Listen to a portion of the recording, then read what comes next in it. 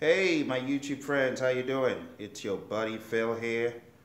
I've done a few sessions in the past few days, and one of the complaints that I've been hearing is, hey Phil, you're forgetting all your buddies on the other side of the world. My friends in Saudi Arabia, if you are preparing for the exam, hey, this is for you. I'm wondering what time it is in Saudi right now. Those of you who are in India, you're getting ready to slay the dragon, this is for you.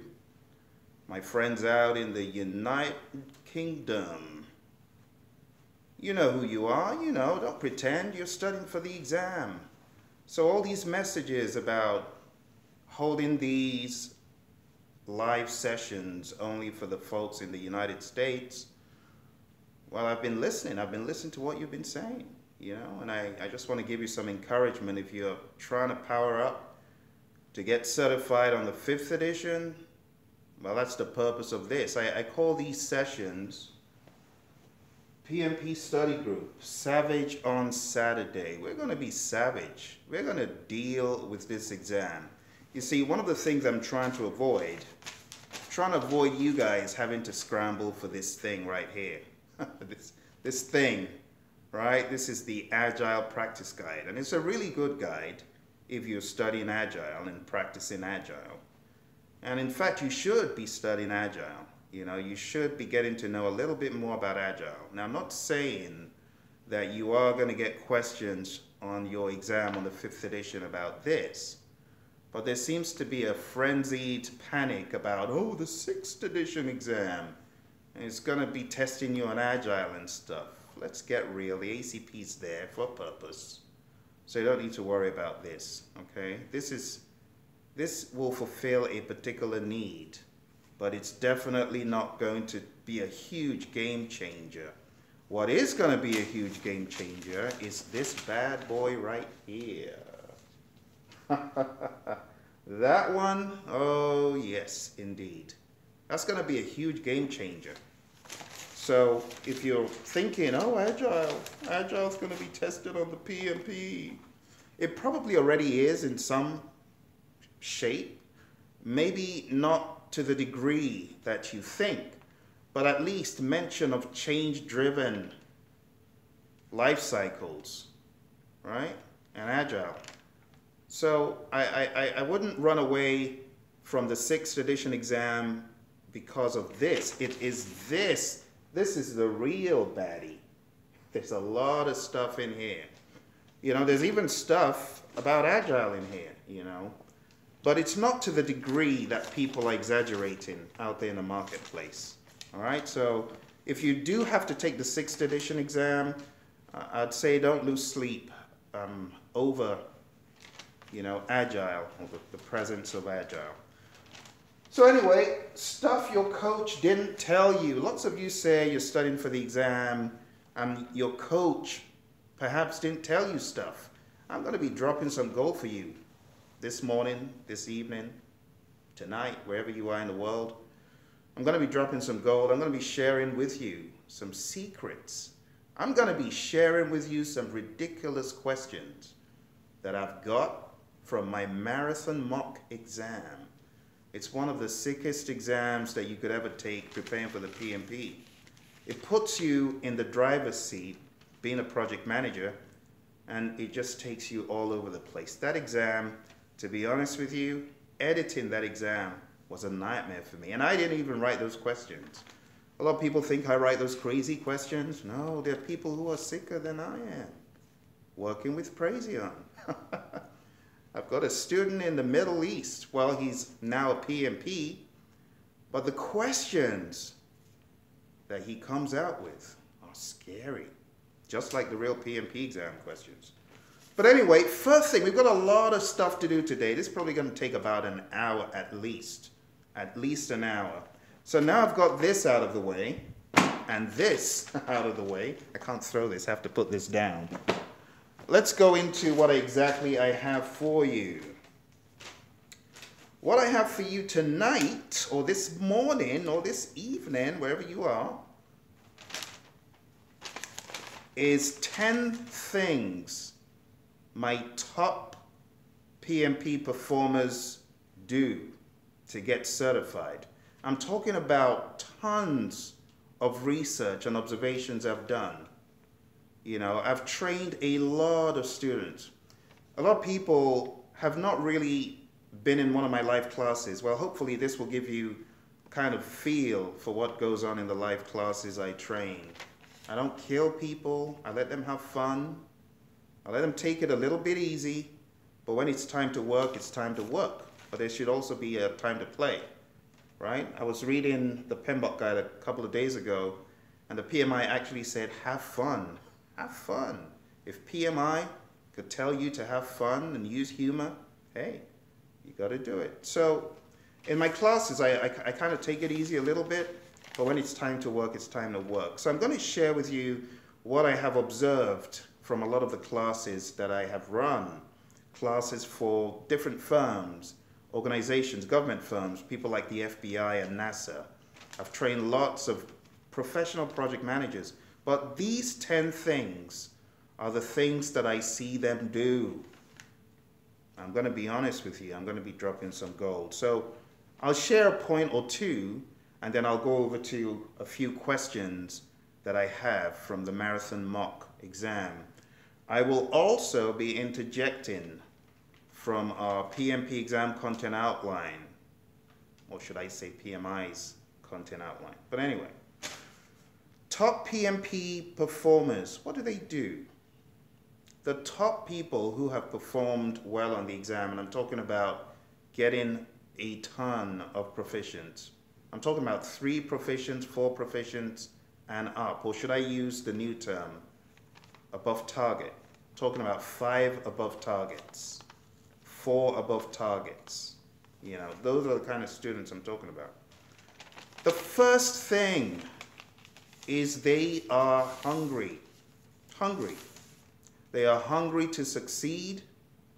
They are hungry to get PMP certified because they know that there is a huge reward, or they know that there's a huge stake.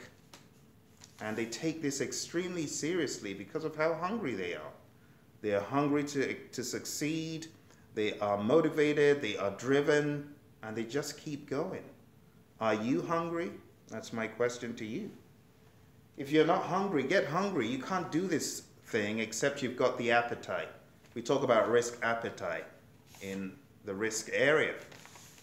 People will not take on projects of a certain type if they don't have the appetite. So the PMP exam, I have a feeling a lot of people don't get certified because they're not hungry. There's really nothing in it in their eyes. There's nothing in it for them. They're like, I'll do it, and then they keep pushing it off and pushing it off. Their companies pay tons of money, right? Does that sound like you? Companies pay tons of money. They never follow through and do it. They never get it done. They're not hungry. The second quality that I've found in my top performers all across the world, regardless the country that I've trained, I've seen that a key trait is persistence. You can't give up on a PMBOK guide and say, oh, it's so annoying, it's so ridiculous, the questions are nightmarish, the PMBOK guide is better than Ambien, one of my students said. Well, get real. Smell the coffee. Like this, like this. Smell the coffee, folks. Kind of wakes you up, huh? Smell the coffee. A lot of people trying to like milk up the coffee and sugar up the coffee. You gotta smell it. Oh, good Lord. You gotta smell that coffee, folks. You gotta be persistent. You gotta hit the PMBOK guide hard. You gotta realize there's no way around it. I have to know this stuff. I have to read the standard on which the exam is based. A lot of people live in a fairy tale world, right? They've heard from a lot of coaches. Remember what this is? Stuff your coach didn't tell you. It's disgusting. A lot of coaches trying to tell people they're mentoring or people they're coaching. Don't read a PMBOK guide. It's a waste of time. It's a stupid book. They call it a standard. It's a non-standard. I have people who train the course on social media. saying these things. I'm not saying they train for me, they train for other companies, but it's scary that they're coaching people and they're encouraging them not to read the PMBOK guide at all. Just read the study guide. That's awful. I can't believe that people would actually listen to coaches who say, don't read the PMBOK guide. You are being coached by someone who has no clue, a clueless coach. So don't listen to people like that. Number 3, top PMP performers. Top PMP performers I've seen across the world, they are competitive. Competitive. And not competitive in a bad way, but they want to be the first person out of the gate to slam that exam hard and to kill it. And I had one such student in DC, Danny. Danny, if you're watching this, you know who you are. Danny was wild. He was savage. He was aggressive. And funny enough, Danny was in my Saturday classes. He was savage. He was aggressive. Hey, I need some coffee. I'm going to feel that tickle in the throat. Need to get some black coffee. Get that coffee right into your system. A lot of people trying to study, trying to study for the PMP exam, and you're not powering up on yourself. You're not loading up on stuff like this that you need to keep that engine going. A lot of PMs, the best time for them to study, is actually at night.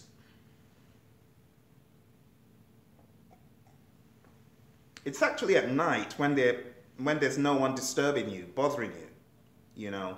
That's the best time to actually hunker down and do this thing. I find a lot of people trying to study during the day. Ain't gonna work. Ain't gonna work. You have to put in the time and effort when people are not in your business, so at night. So anyway, Danny was savage, and 3 proficients. I mean, right out of the gate, just a few days after taking the class, application submitted to the PMI, and before you could say jack, first person in the entire program to ace the exam from that Saturday class. It was awesome. So competitive, right? You have to be competitive with yourself. Step 4 or point 4, skin in the game. A lot of people don't have skin in the game. They haven't sacrificed anything. For me, my skin in the game, every Saturday, unfailingly, I would find myself studying in the Mesa Library in Arizona. 8 hours, sometimes 12 hours. I'll just go hard. Sit down in the library, face that book, hit the book hard. So skin in the game. I had skin in the game. What did the skin in the game do for me? What the skin in the game did for me was when I was faced with these crazy questions on the test, I just kept remembering, wait a minute, I studied, I read, I put in time, I put in effort, I put in energy. I can't fail. I got to do this thing. And at the end of the day, that was what motivated me to look for a different way of tackling those questions. So instead of going from 1 to 200, when I got to question 20, I decided there's no way I'm going to pass this exam if I've only done 20 questions in 1 hour. So I was a bit inspired by thinking about all the time and effort I'd put in, the skin in the game, racked up hundreds of hours studying, and that's how I decided to go to question 200 and work backwards. Skin in the game, it helps. You got to get skin in the game. Okay, the 5th trait I've seen is 0 excuses and 100% accountability. You got to be accountable. If you don't take the PMP exam, don't blame your family members. Don't blame your boss. Don't blame anyone but yourself, right? So don't give yourself those excuses. Just own up, fess up, say, yeah, it's my fault. I didn't get certified. I should have done something different. I didn't, so it's all my fault. Just own up. All right, the 6th point here that I found, apart from the excuses, and people being 100% accountable, 6, hit credible mocks. I can't stress this enough.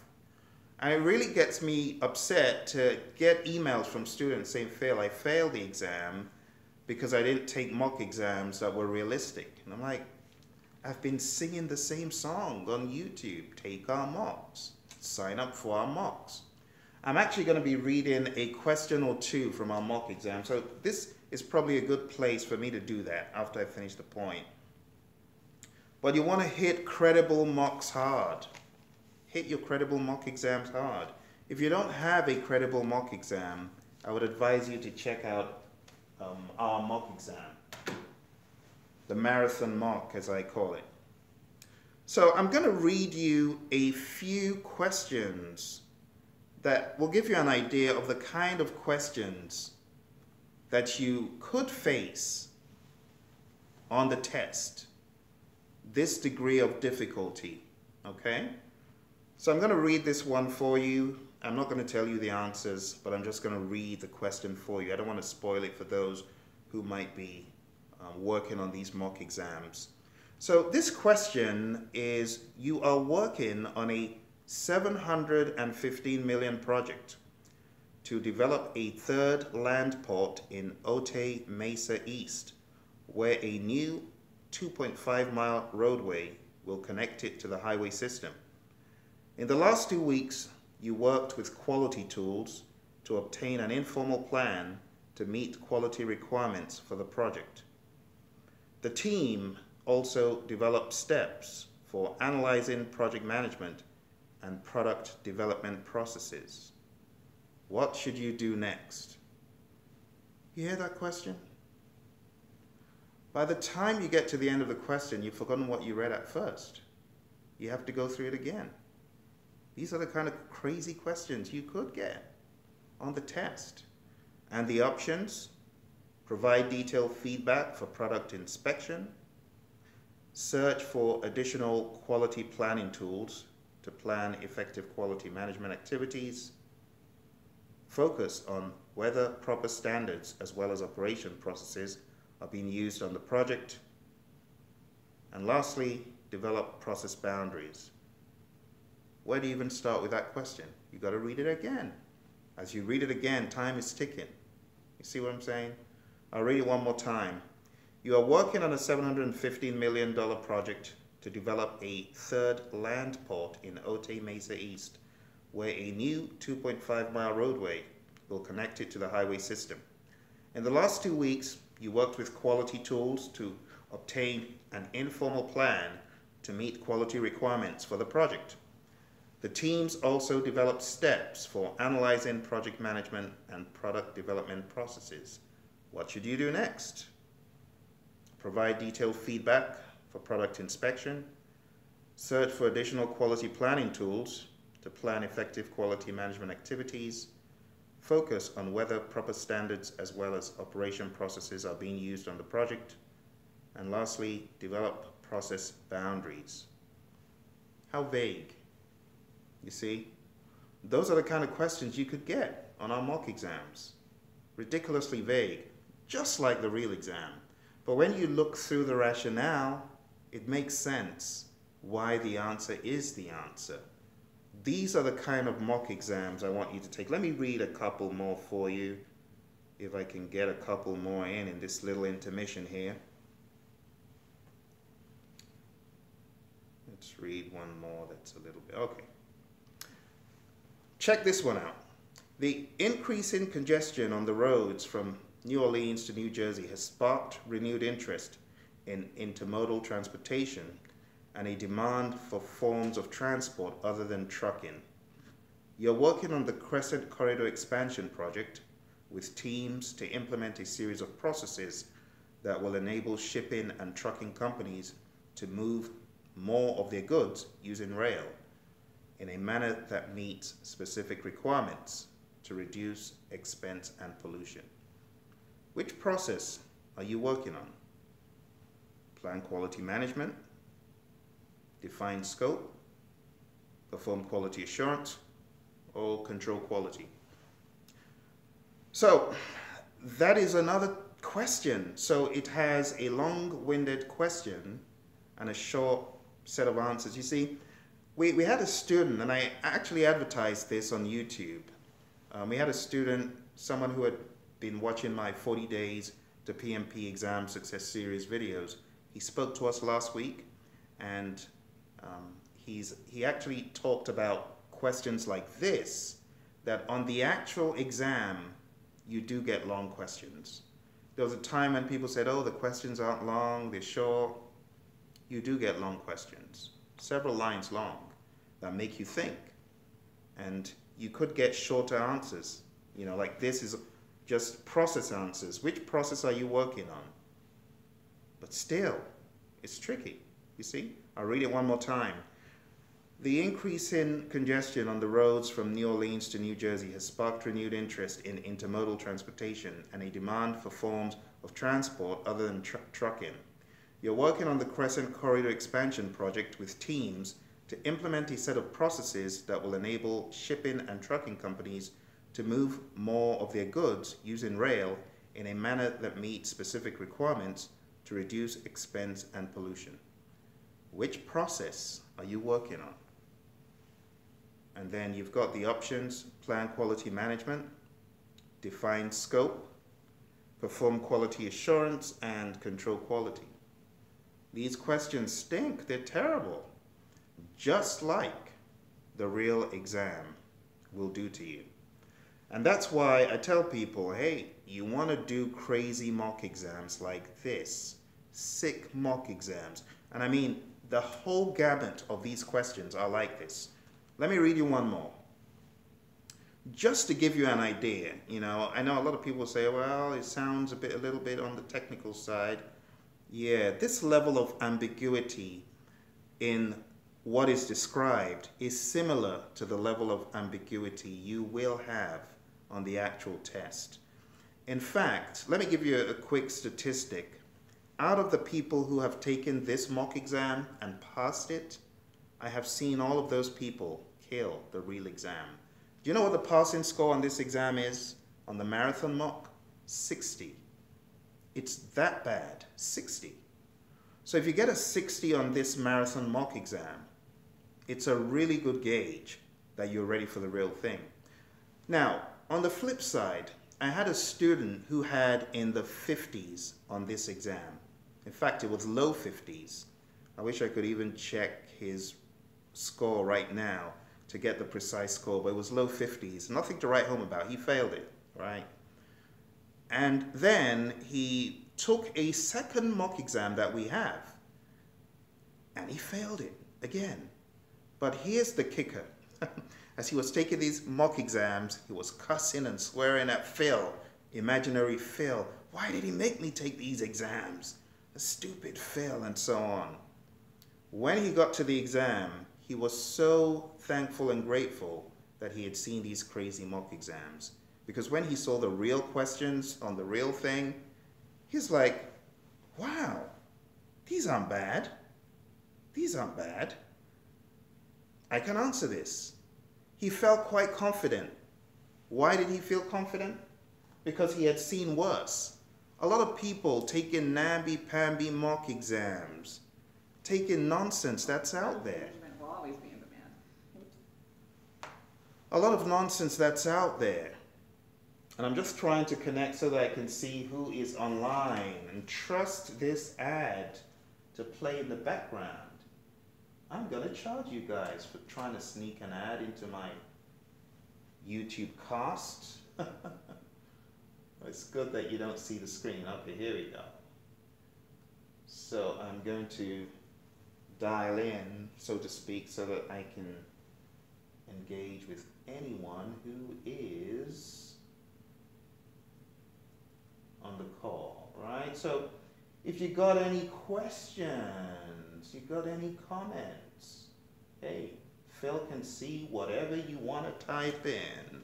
So I can see that we've got a few folks on. We've got about 6 folks on, it says. So I hope you're doing well, and I hope this is of value and is giving you some ideas and making you think, you know, these questions I'm reading out. But if you have any comments, anything you want to chat in, feel free to chat it in. I will see it come in. I will answer your question live. This is not a pre-recorded session. This is live, coming to you live and direct. And like I said, it's for my folks, my friends out of the EMEA region, Europe, Middle East, Asia.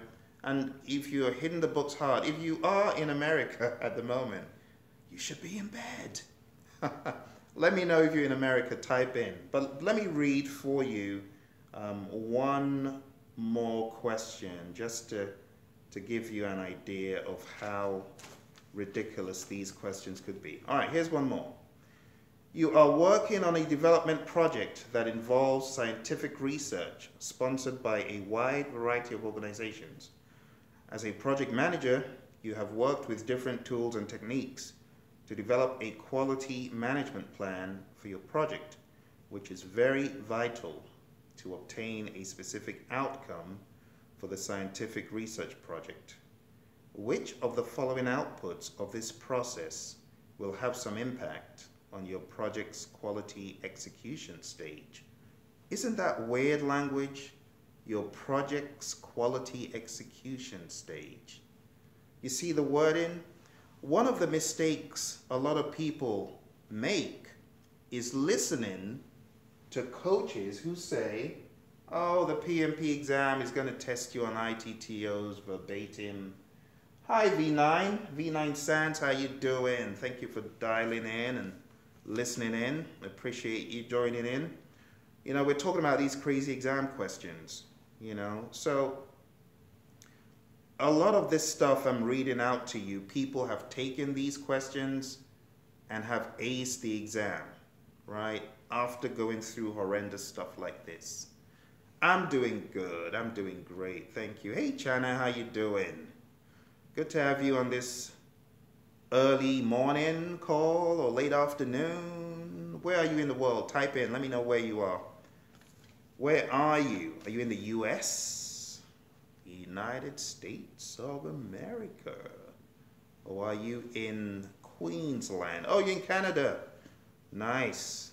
Are you taking the exam soon, Chana? You're taking it in the next month? You're trying to load up on some knowledge ammo? V9 Sands, when are you taking your exam? Hey, JR, are you in Houston? One of my favorite places. You're in Abu Dhabi. I see that. Oh, you're in the United Arab Emirates. Fantastic. Oh, wow. Wow. Very, very nice. So you've just completed your PMP. Wow, congratulations. Oh, from a freelancer, I need to take up the exam. Oh, I see, you've just done your application and you're getting ready for the real thing. Chana, I wish you all the best on the 18th of December. So good to have you calling in from Dubai. That is one place where I would love to be. I hear that you guys have a blast in that place. Am I right? You guys are having a blast. If you got training you need, hey, tell your buddy Phil to come over. Satesh, good to see you. Your exam is on the 21st. Wow, wow, it's creeping up. So let me add some value now that you're, chatting in. Do you have any questions? Are there any myths that you want me to debunk for you? Because that's why I'm here. I'm here to add value to you and to help you out and to give you some ideas of what to do. You know, if you have not gone through the glossary and the PMBOK guide, I would recommend you do that. If you have not taken my 20 question quizzes, free 20 questions that are out there on YouTube, I would recommend you do that as well. If you've not taken my Earned Value Apocalypse quiz, I would also recommend you do that. Those will give you some ideas. And yeah, just keep listening to these questions, these questions that I'm reading out. Should I take up the exams, says V9 Sands, before March? Oh yeah. Why not? Tell me, V9. Why wouldn't you go for the real? I said the real exam. You see how that's programmed in my head? I'm thinking the 5th edition exam is the real exam. You might want to take a clue from that. But yeah, I would highly recommend doing the 5th edition exam. What have you got to lose? What have you got to lose? If you go crazy on this stuff, you power up on yourself, you put in the 4 hours a day, you tune into the 40 Days to PMP Exam Success videos that are free out there on YouTube, right? You got to be aggressive, V9. You got to be aggressive. Like for me, honestly, when I power up on myself, I just become an animal and decide, Phil, you ain't gonna sleep, you ain't gonna eat. I'm sorry, I know I've used this metaphor a bit too much, but you gotta smell the coffee, V9. You gotta smell the coffee, you gotta drink a whole mug so you stay awake, hit the books hard, go crazy on this stuff, load up, keep loading up, you know? I'm glad you listen to my videos. I'm glad you don't shut me down. You know, JR says information out of the PMBOK. Okay, so JR, let me be honest with you. The stuff that could show up on the exam from the PMBOK guide, everything. Every single ridiculous bit of the PMBOK guide could present itself on the exam. And, JR, outside of the PMBOK guide, you could get stuff that's outside of the PMBOK guide, you know. For example, organizational theory could make a rare appearance. It could. Maslow's, McGregor's, Herzberg, Vroom, McClelland, they're all your buddies. They could show up. They could show up at any time. You see, the PMP exam is so dynamic and unpredictable, you know, that I would recommend not listening to people who say, oh, that's not going to come out. Except it's really been proven through a lot of blogs. For example, people talk about point of total assumption, PTA, at most. Know the definition. Don't kill yourself on those crazy formulas. Now, talking about what could come up from the PMBOK guide itself, SPI, CPI, CVSV. But they're not going to come out the way you're used to seeing them on a lot of quizzes. A lot of quizzes, they'll give you EV is 5, PV is 4, AC is 9. What is SPI? What is CPI? No, no, no. Those could be one or two gimmies that you will find on a good day. But on the typical day, it will be, you're finding out that on your S-curve, the line that shows EV at month 1 is higher than the line that shows PV, blah, blah, blah. They'll describe it. So if you don't know what these metrics really mean, it could be quite hard. It could be hard. So JR, I would advise that you truly know and understand anything that's in the PMBOK guide. It's fair game. It's fair game. They could come from any angle. You're a project manager working on a project. You've just completed a very elaborate study of the aesthetics of the product you're working on. What should you do next? Is that enough? And then maybe you have collect requirements, define scope, create WBS, define activities. Talking about aesthetics, what do they mean by that? Which tool and technique? So JR, I'm guessing you're razor sharp about that. So which tool and technique would that be if you are trying to assess the aesthetics of the deliverable, what it should look like, what it should feel like, you know, maybe even what it should sound like if you're working on an audio system, you know, improvement project. The aesthetics, where do we talk about that? See, you have to zero in on the process where you use that tool and technique and know that tool and technique so that if the PMI describe it in a very elaborate fashion, you're still going to be able to cut out the fluff and say, you mentioned the word aesthetics. That's scope. That's defined scope. You're talking about product analysis. Boom. You know that you're in defined scope, so what do you do next? You create your WBS.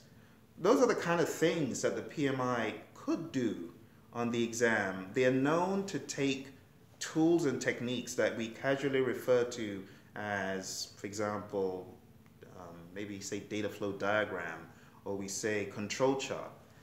They take that thing and it is masked. It is masked in such a way that you're reading through the question and you're like, I have no clue where on earth I am and what on earth I'm doing. That's what they try to do, but they're not going to fool you, JR. You just go to the glossary, right?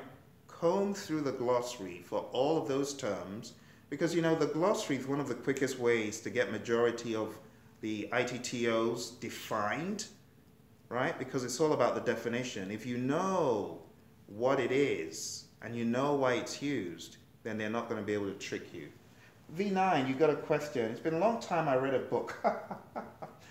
Almost years. When I start reading, I fall asleep. Any suggestions for me?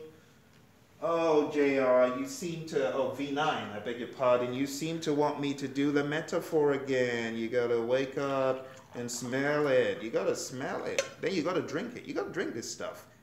Jet black coffee, no sugar, no cream. Take a swig of this. That will kick out whatever sleep is hiding in your head, I tell you. You got to use whatever you can. You got to use whatever you can, V9. So, I mean, if you found it hard to focus on a book, reading a book, my recommendation is to go crazy on coffee, you know. Go crazy on coffee, load up on coffee. I've got a really bad connection all of a sudden, so if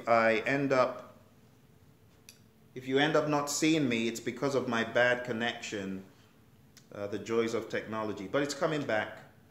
It will come back around. Okay, I think it's back. Good. Okay. So, V9, so that's my suggestion to you, you know. Wake up, smell the coffee, brew the coffee, and go crazy on it.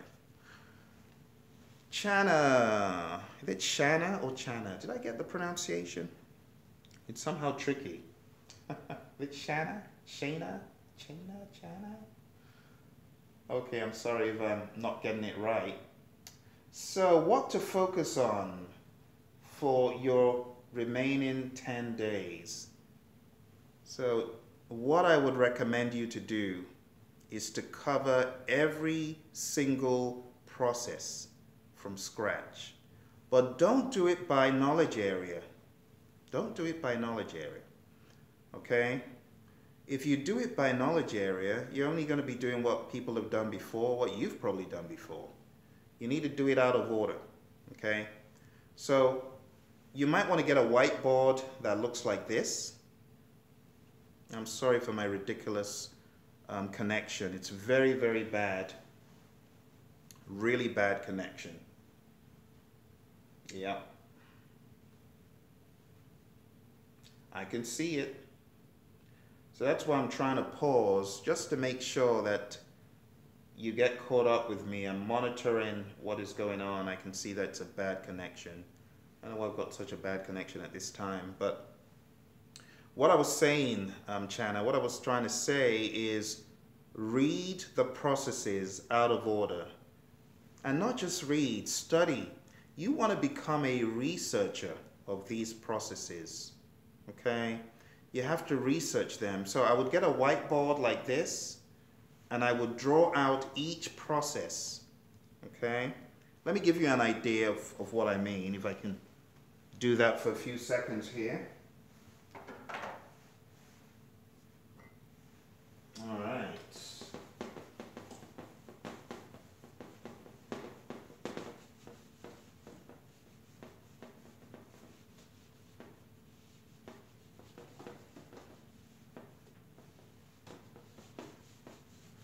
So what I would recommend is starting off with the process name right there in the middle.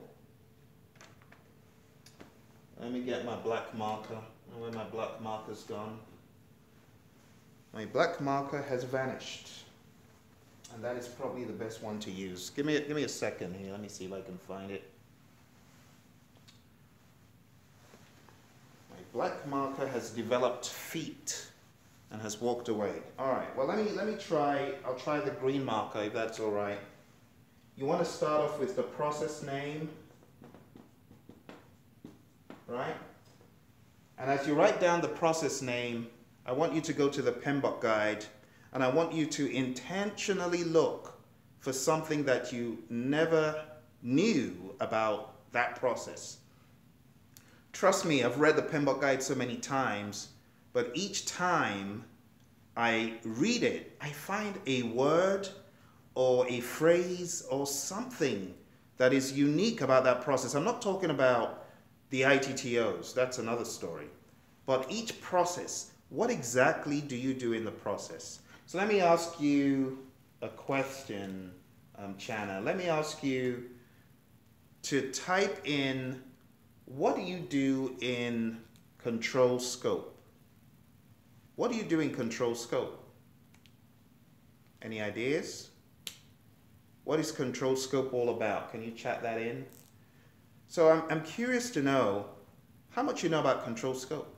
Because if you open up the PMBOK guide, I'm sure you'll find something that you may not have seen previously. Now that I'm calling your attention to actually intentionally looking for stuff you don't know.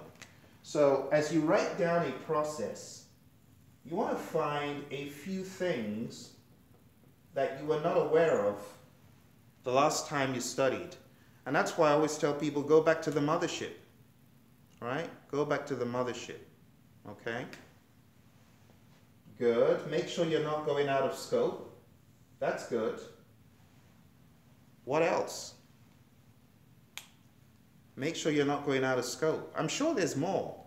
Why don't you open up your PMBOK guide and see if you can find anything else? Oh no, you're good. You're good. You're good. I'm making sure that this camera doesn't bounce around as I'm moving around. Yeah, so you're good. So that's true. What you mentioned, what you said there is right on. Right. So, you know, you want to make sure that you don't go out of scope. And I can see that my connection is really acting up.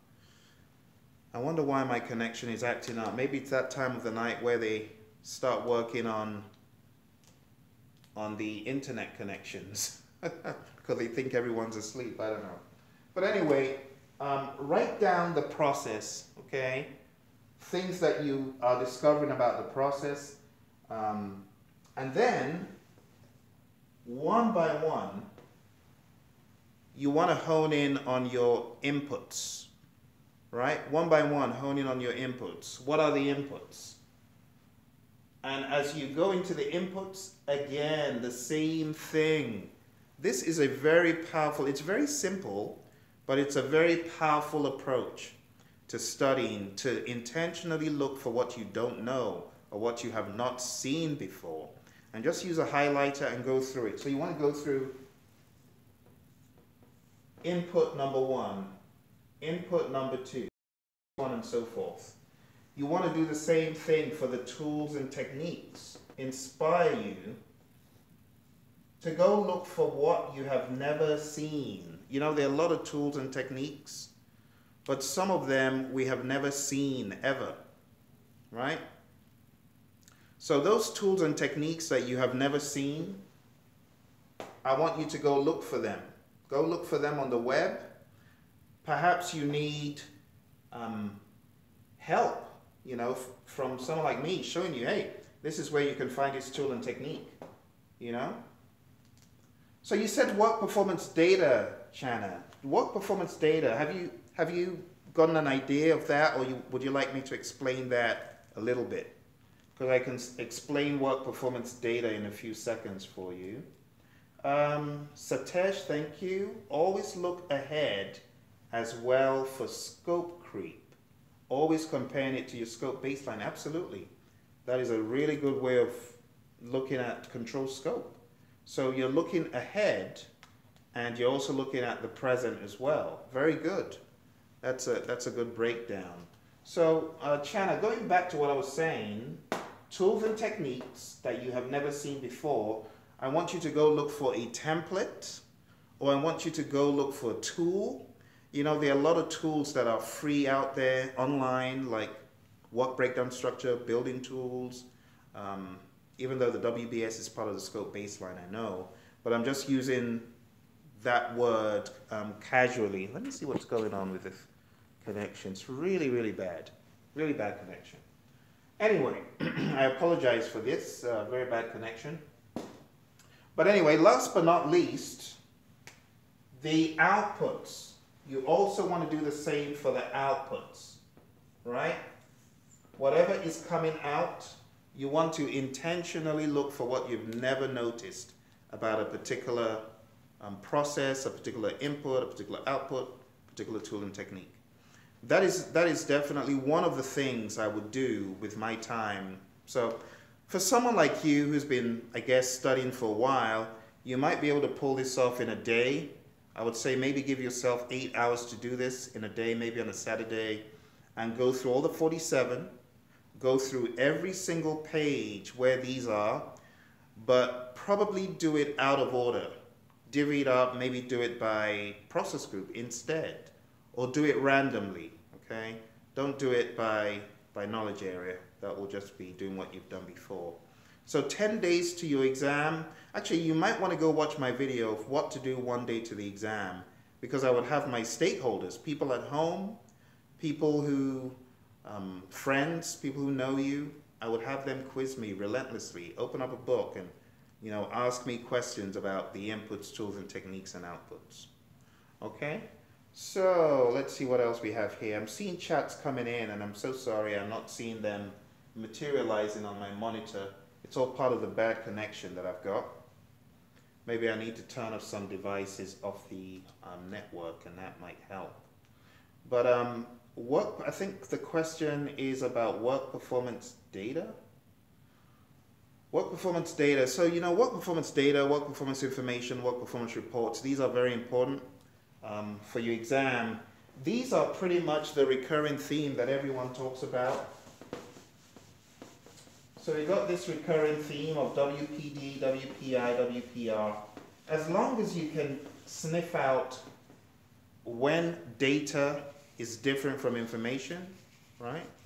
Data means you have got a raw observation that has not been analyzed.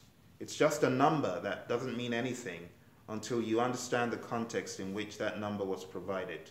Like number of defects. Oh, we got 5 defects. So what? What does that mean? Oh, we got 5 defects and that's going to take us another 5 months to correct. Oh, now you're talking. We're now beginning to see the implication, the analysis of what that means. How many man hours, how much money, you know. That's really what that's all about. So work performance data, you know, WPD, the basic thing about it, look, work performance data only comes from one place. That's so easy. It comes from direct and managed project work, right? So you've got your work performance data from direct and managed project work coming out. Work performance data then goes to all monitoring and controlling processes that are not in integration.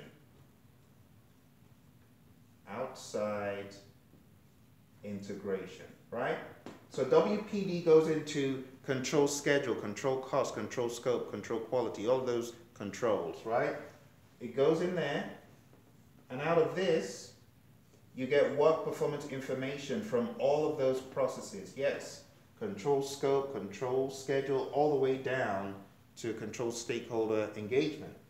Your WPI then goes back.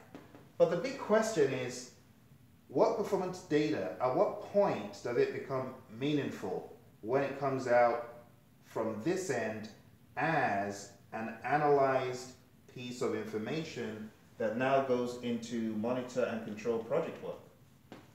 And then from monitor and control project work, we get work performance reports that go to all sorts of places. Work performance reports, some of the places it goes that I can remember: control risks, manage project team, manage communications, control procurements, I believe, and what's the last one? Does anyone know the last place that WPR goes? It goes to one more place. It's an integration. It goes to perform integrated change control. So it goes to all these 5 places. If you can remember the logic and the reasoning, why do I have WPR going to control risks? Well, I need to have a report of the entire project, compiling and collating all of this stuff so that I can better analyze where I am on the project and control risks. It goes to manage project team because the team relies on this to tell them how well they're performing. Management gives them feedback based off this. Managed communications, this is where we distribute the work performance reports in the first place. Control procurements, these WPRs are going to help us report on what is happening in the procurement better. And these WPRs could actually come from the performing organization, in other words, your sellers. Ultimately, we've got perform integrated change control because as we are working with the change control board, they might want to see these WPRs to understand how well are we performing, you know, before granting a change request or not. Okay. So again, it's showing me the signal, very bad connection. Oh dear. I am so sorry about this. Bad connection. It's getting on my last nerve at the moment.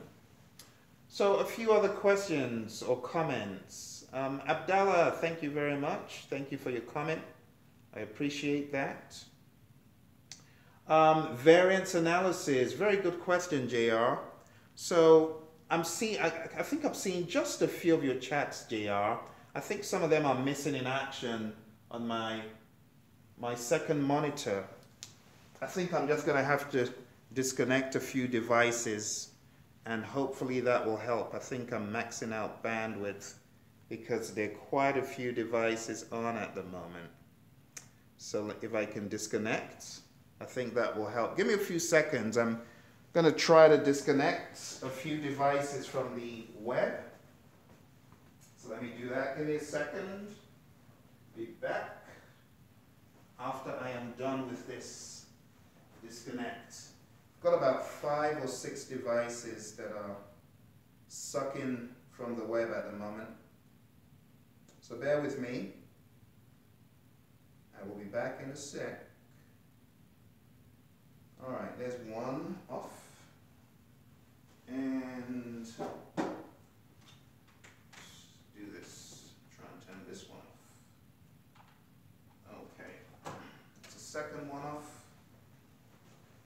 And let me see, I'll turn the third one off and hopefully that will make a difference because it seems like streaming sucks the life out of the web. All right.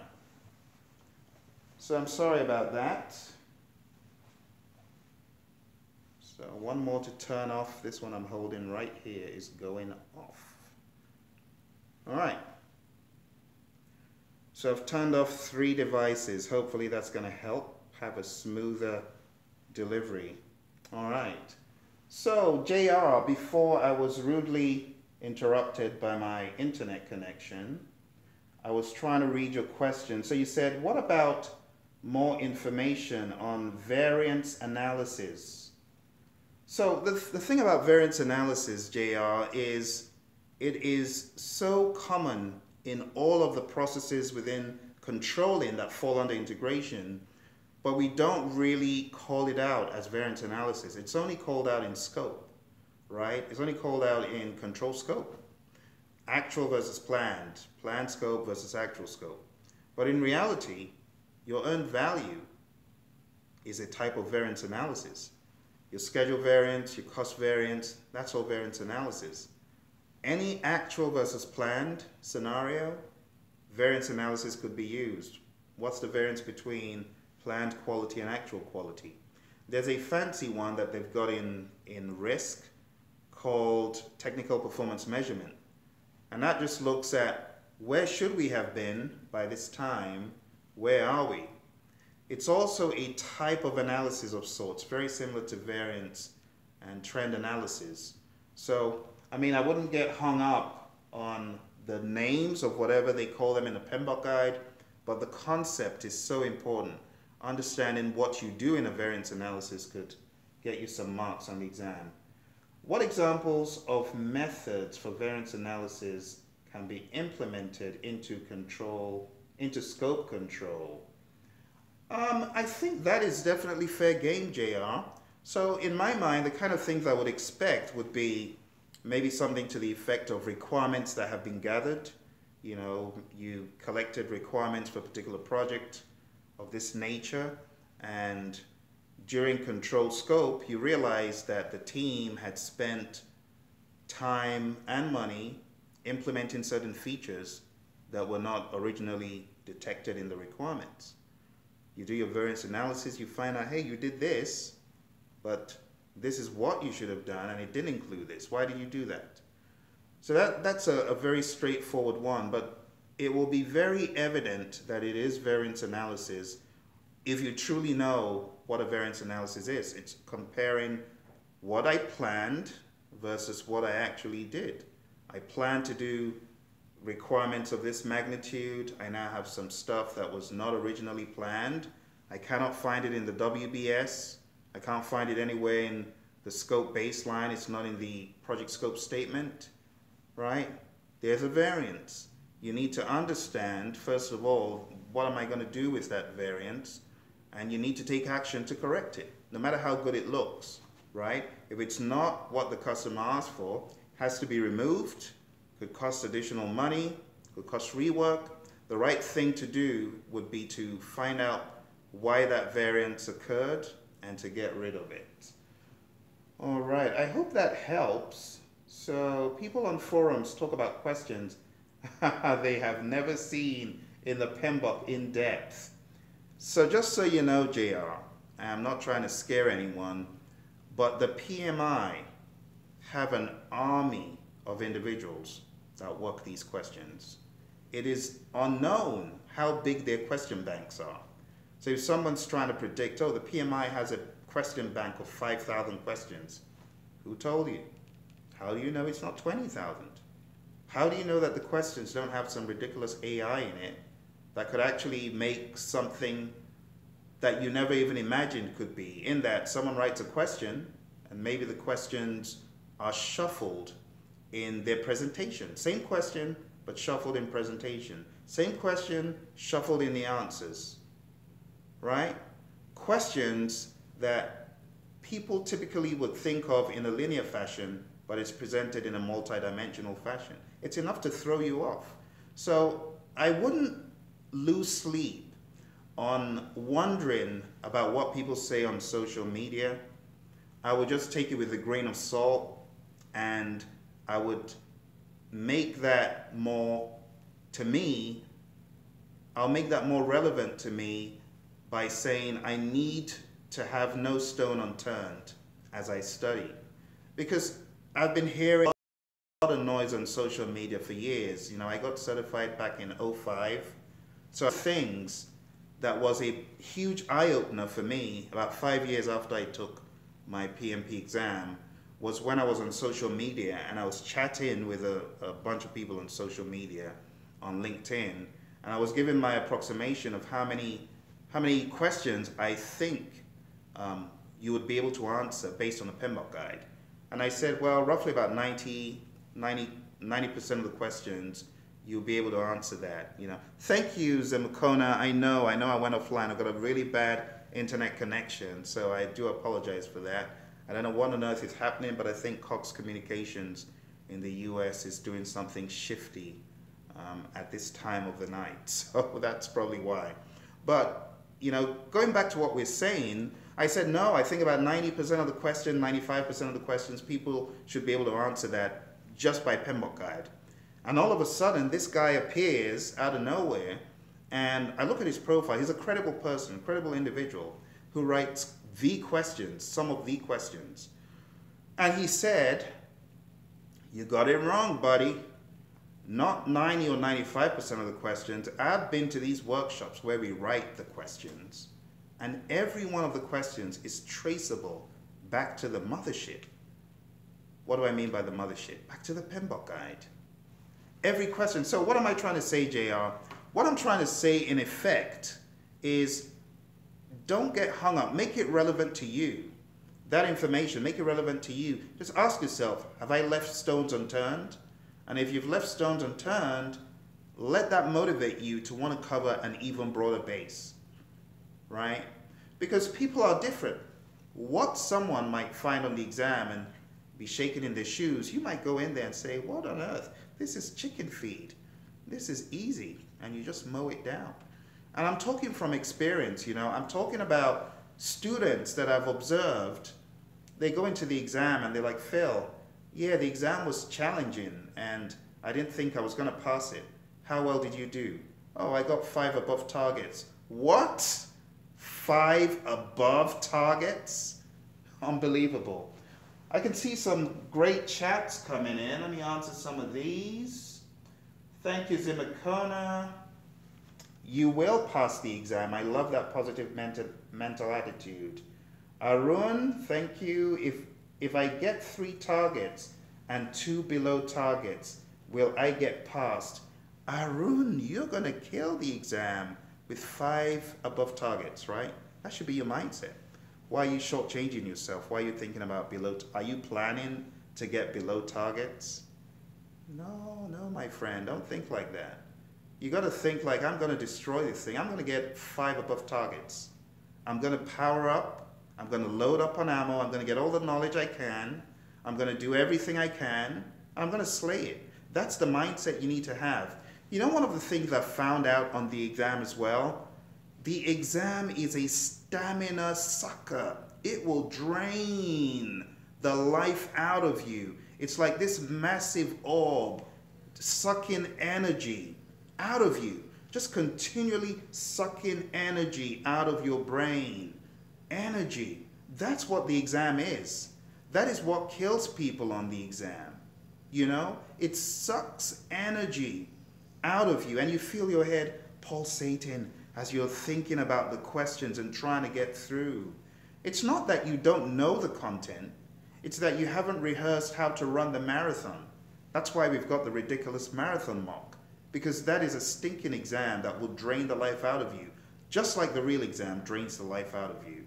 You know, it's not so much the questions alone. The questions are bad, but on top of that, you've got the added pressure of the exam itself. 4 hours.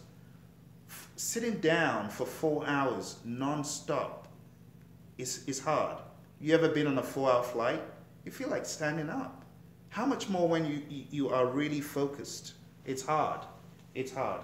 So Arun, yes, prepare to get 5 above targets. Change yourself. You know, like what JR is saying, a lot of people, I know I'm going offline again. Yep. Phil's frozen.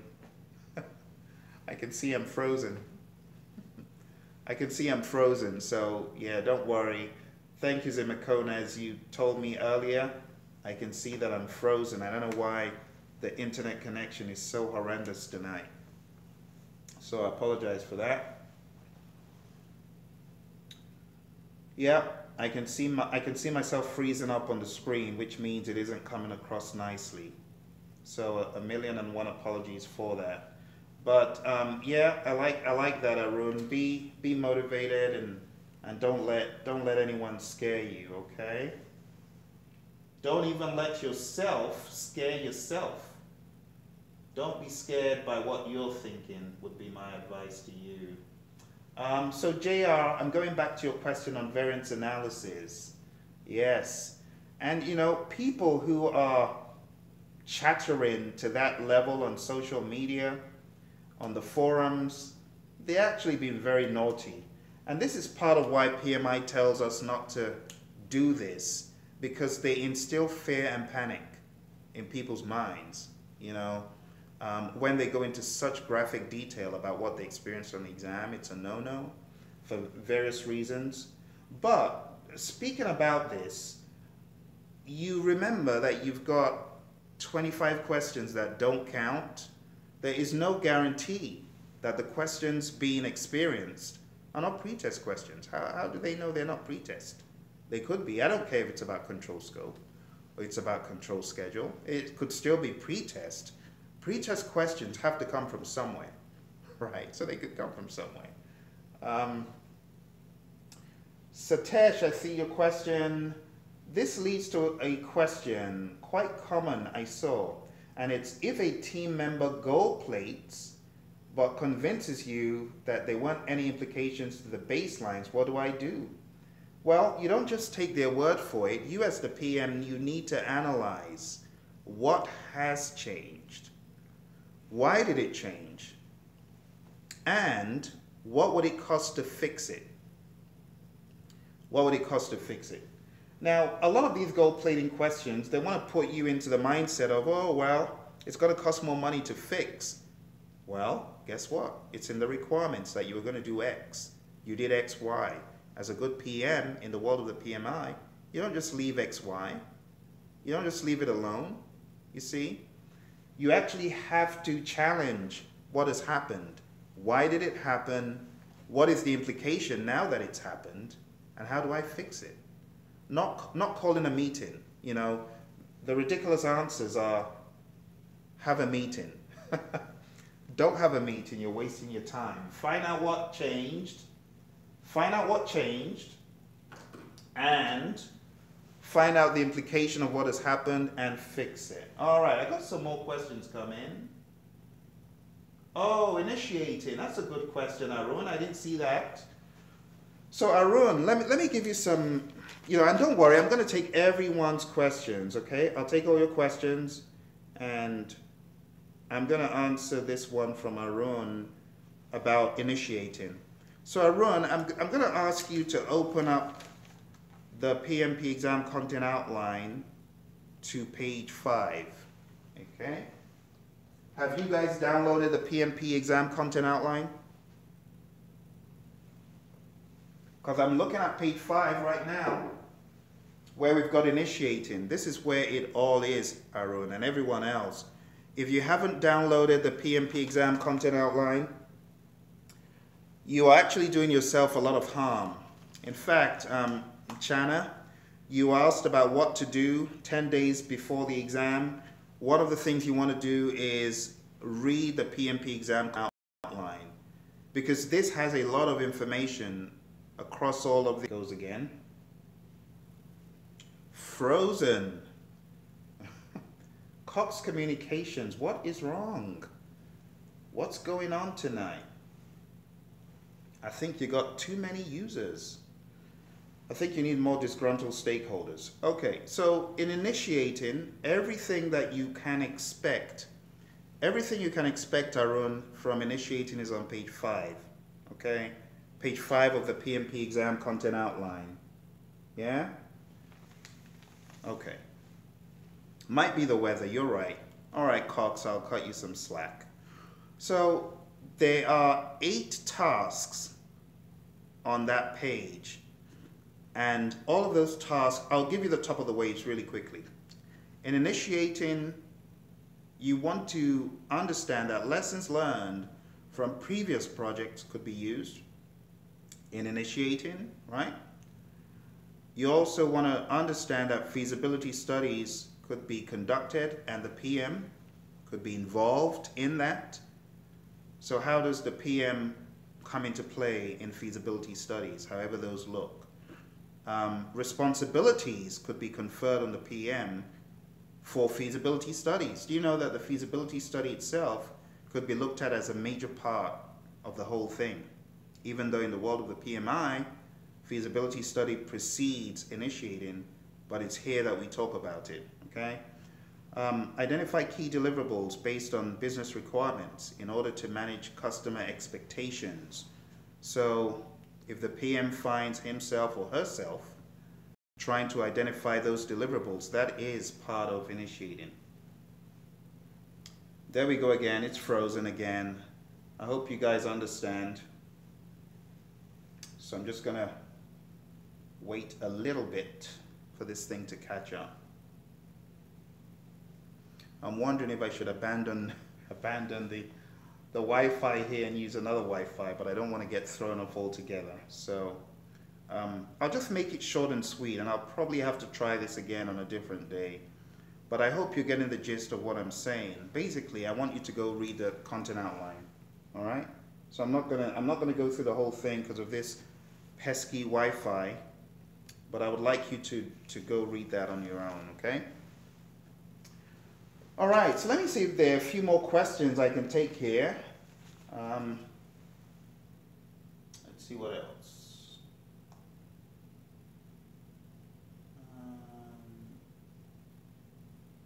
Oh, yes. Okay. Thank you, Zimakona, for encouraging Arun. So I'm actually going to be doing a few of these on Saturdays. I'm going to be doing this savage on Saturday. You got to get savage. You got to be wild. You got to be wild. I was wild. I'm telling you what I did. I was a junkie. You know, I'd go to the library every Saturday for 8 hours unfailingly, and every day of the week, 4 hours. I would shoot up on this stuff. If you're not shooting up, if you're not getting pleasure, if you're not getting a high from studying this stuff, you need to get a high. You need to get a high. This stuff, I don't know about you. I don't know where you are in your career, but 12 years ago, I was in a position where I needed to get out of where I was. I needed to get out. I needed to get out quick, and I needed to make some money, some real money. You know, I needed to hit the 6-figure barrier.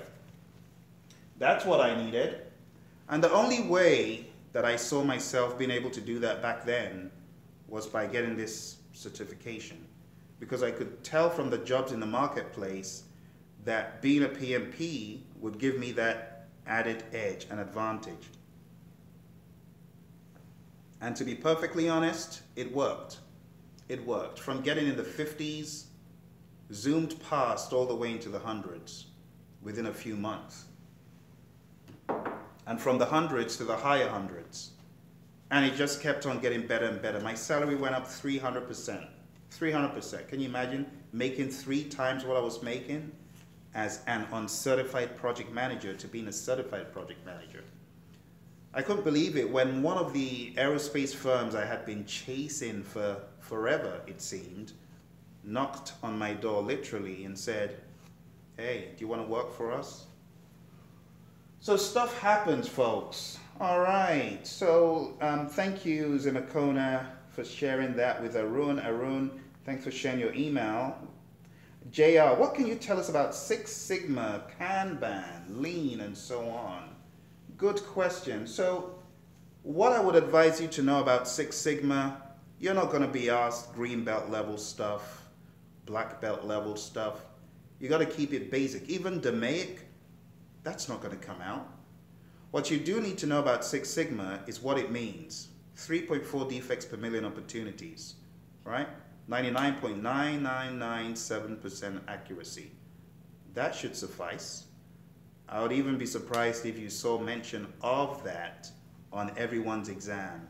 I guess a few people get that, but I'm not banking on everyone getting mention of Six Sigma. So know what Six Sigma means, right? Number of defects per million opportunities and so on. What about Kanban? To be honest, about Kanban, I have not heard any noise levels on social media about Kanban appearing on the PMP exam. Not that it could not, but I've not heard about that. It is good to have a practical knowledge of it, so you know, I guess you've already done that. You already know what it is and how it works. So I would say just have a basic understanding of it. It's also good from a professional standpoint to know what it means. And Lean, same thing for Lean, right? Now, if mention is made of Lean or Kanban in a question, the likelihood is it's one of those distractors, you know, that may be trying to throw you off. And if it alludes to something that is not a distractor, answer it to the best of your ability. But I would say don't get sleepless nights studying Six Sigma. You know, to be honest, economies of scale, I would probably spend 10 minutes on, if that, on each of those points. If I really wanted to go hard, going hard would be for me spending 10 minutes on Six Sigma, Kanban, and Lean. You know, that to me would be going hard, right? If I spent 5 minutes on each of those topics, I think that should suffice for your exam, because you'll be shocked when you don't even see them come up, or you see them come up on a very cursory level. Zimakona says, I have a question, Phil. If I get to work on the cram list for the next 15 days and practice 4 hours exam daily, will it suffice my preparation? Zimakona, it really depends on what you've already done. I don't know what you've done. You know, this is what I would recommend, if you can. I'm not saying you should if you can. The proof of the pudding is in the eating. If you took our mock exams, and I'm talking about the 2 crazy mocks that we've got. One is called the marathon mock, and the other one is called the PMP exam prep camp mock exam. If you were to take those, I would be better able to gauge where you are, because it's a great benchmark. People who come in and take that mock exam and they get a 50, I'm like, oh my gosh, you are in trouble. You got the exam in a week. You really need to sit up, buddy. And I've had a student who came in to a mock exam a couple of days before his real exam. But it was such an eye-opener, it kicked him out of his seat. He almost spat out what he was eating. He went up, tooled up like mad. He was scared out of his wits. After getting a 56, he actually did pass the real exam 2 days later because he studied like a crazy person out of panic. So I would say, I don't know, Zimakona, what kind of mock exams you've got access to. You need mock exams that will tell you the truth. Mock exams that have got the historical information to back them up, right? So to give you an idea of why I keep talking about our mock exams, I have not seen any other mock exam in which if you took it and you got a 70 or greater, 99.999% passed the real exam if they passed our mock exam. I'm trying to be a little bit humble here. It's actually 100% of the people in the past window of 5 years who have taken our mock exam and passed it with a 70 or greater, they've all killed the actual exam on their first try. It's those who do not pass, you know, that I have a lot of trepidation about them taking the real thing. So Zimakona, I mean, that sounds like more than enough, to be honest. Yeah, I mean, if for the next 15 days, you're studying for 4 hours daily, but you want to be studying at your peak though. Don't study, you know, when you're groggy or when you're not in the zone. You have to be in the zone. There's a particular zone that you get into and you know, I am hitting this stuff out of the park. I am whacking this stuff crazy.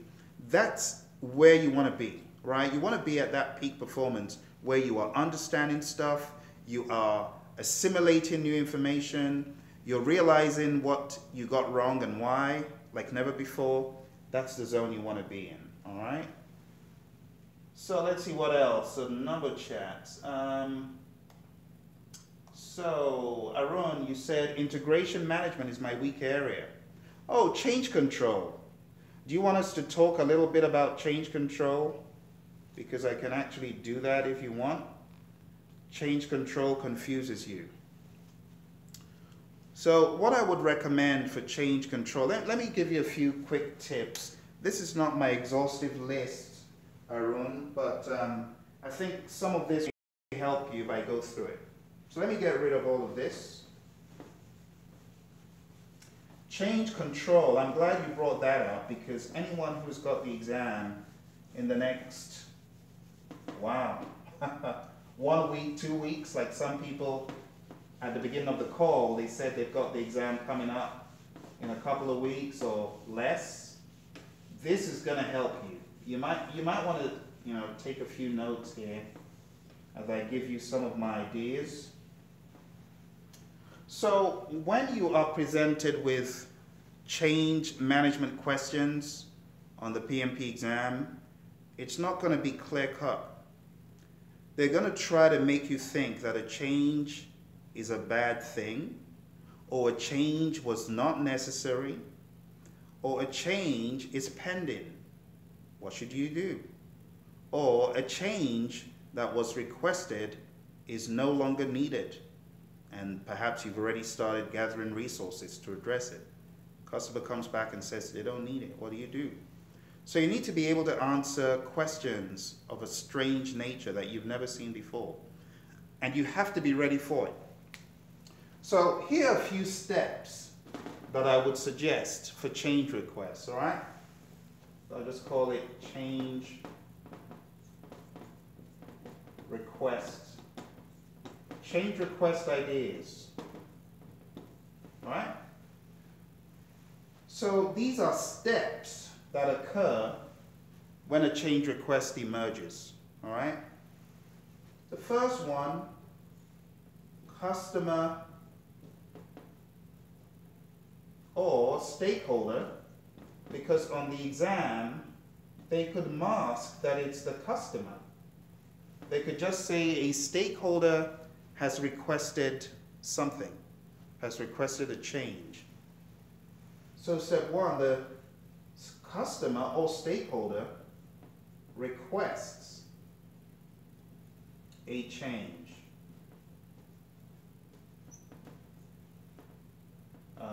Verbally. If a customer or stakeholder requests a change verbally, I don't care if it's a CEO, the CIO, the director, the VP, what do? You have to demand a change request form, a change request in formal writing. Now, another trick that is used in questions, and I'm not saying the PMP exam, I'm talking in general, another trick that is used is to give you the impression that an email is not good enough. On some projects, do you know that emails suffice for change requests? So you have to read the question carefully and look at all your options before you jump to any conclusion. But one thing is for sure, right? The second step, if it's a verbal request, you want to ask for it in formal writing. So you want to ask for the change. Ask for the change request form or the agreed upon format.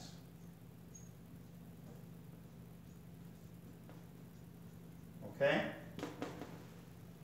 So you need to ask for the agreed upon change request, email, change request form, whatever it is.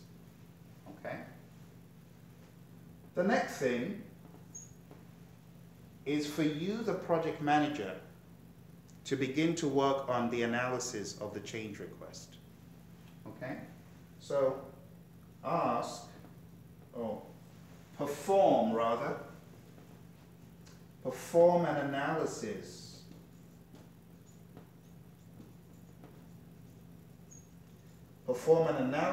with the team. Perform an analysis with the team on the change request. Now step 3 could have various cycles, various iterations. There could be various people involved, various entities. So it's not always a one-time thing. It could be in layers, bear that in mind, okay? When you've done your analysis, you move to step 4, and that is send the change request to the CCB or the recognized authority. Okay? Why do I say CCB or recognized authority? There's a reason why I say that, and I'm going to see if they repeated this in the 6th edition, because my 5th edition, I am beginning to say goodbye to it. As you've probably noticed from my recent videos, I've been getting a little bit worn down by looking at the 5th edition. But let me see if PMI make mention of anything like that here. The perform integrated change control process is conducted from project start through completion. Wow. So from beginning to the end, right, you're conducting your perform integrated change control process. That's quite interesting. So without going into too much detail, because I'm not seeing it where I thought it would be. Oh, here it is. Here it is. Here it is. So the 3rd paragraph, let me read this. This is really, really helpful to anyone who is taking the exam soon. It says, although changes may be initiated verbally, they should be recorded in written form and entered into the change management and or configuration management system. Change requests may require information on estimated schedule impacts and estimated cost impacts prior to approval. Whenever a change request may impact any of the project baselines, A formal integrated change control process is always required, always. Anything changing the baseline, boom, change request, always required. So you have to read in between the lines when you're reading the PMBOK guide, folks, right? It says each documented change request needs to be either approved, deferred, or rejected by, now this is the kicker. This is where a lot of people miss it. Needs to be deferred or rejected by a responsible individual. You see, it doesn't always say the CCB, folks. Responsible individual could be the PM. Responsible individual could be that functional manager. Responsible individual could be you, the PM. You don't know. So it says, by a responsible individual, usually the project sponsor or project manager. Oh my goodness, project manager? Are you for real? Did you just say that a change request should be approved, deferred, or rejected by a responsible individual, usually the project sponsor, or, it didn't even say and. So what did that tell me? It tells me on the exam, PMI drop a crazy question that alludes to the PM approving or rejecting a change request. I had better be reading that question with eagle eyes, because if the question alludes to the PM being the responsible party, what's going to happen? You got to choose the PM. So you know, when you read the PMBOK guide, don't just read it blindly and blandly. You have to weigh exactly what the PMI is saying, because what they're saying is that the CCB may not, you know, may not be the people that are actually reviewing the change request. All right. So it says, every documented change request needs to be either approved, deferred, or rejected by a responsible individual, usually the project sponsor or project manager. Hang on a second, I'm just going to check my monitor. It seems like I've gone offline. So let me make sure that I am not speaking to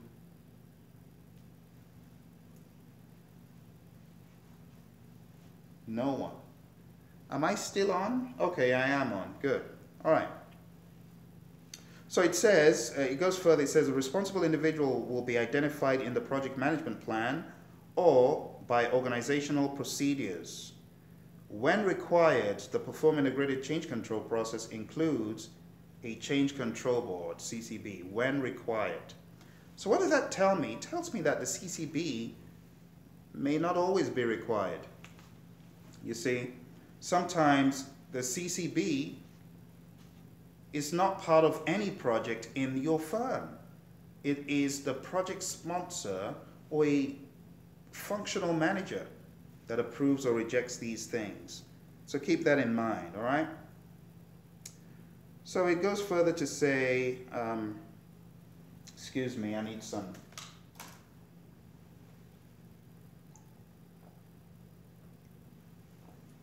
of the black stuff, right?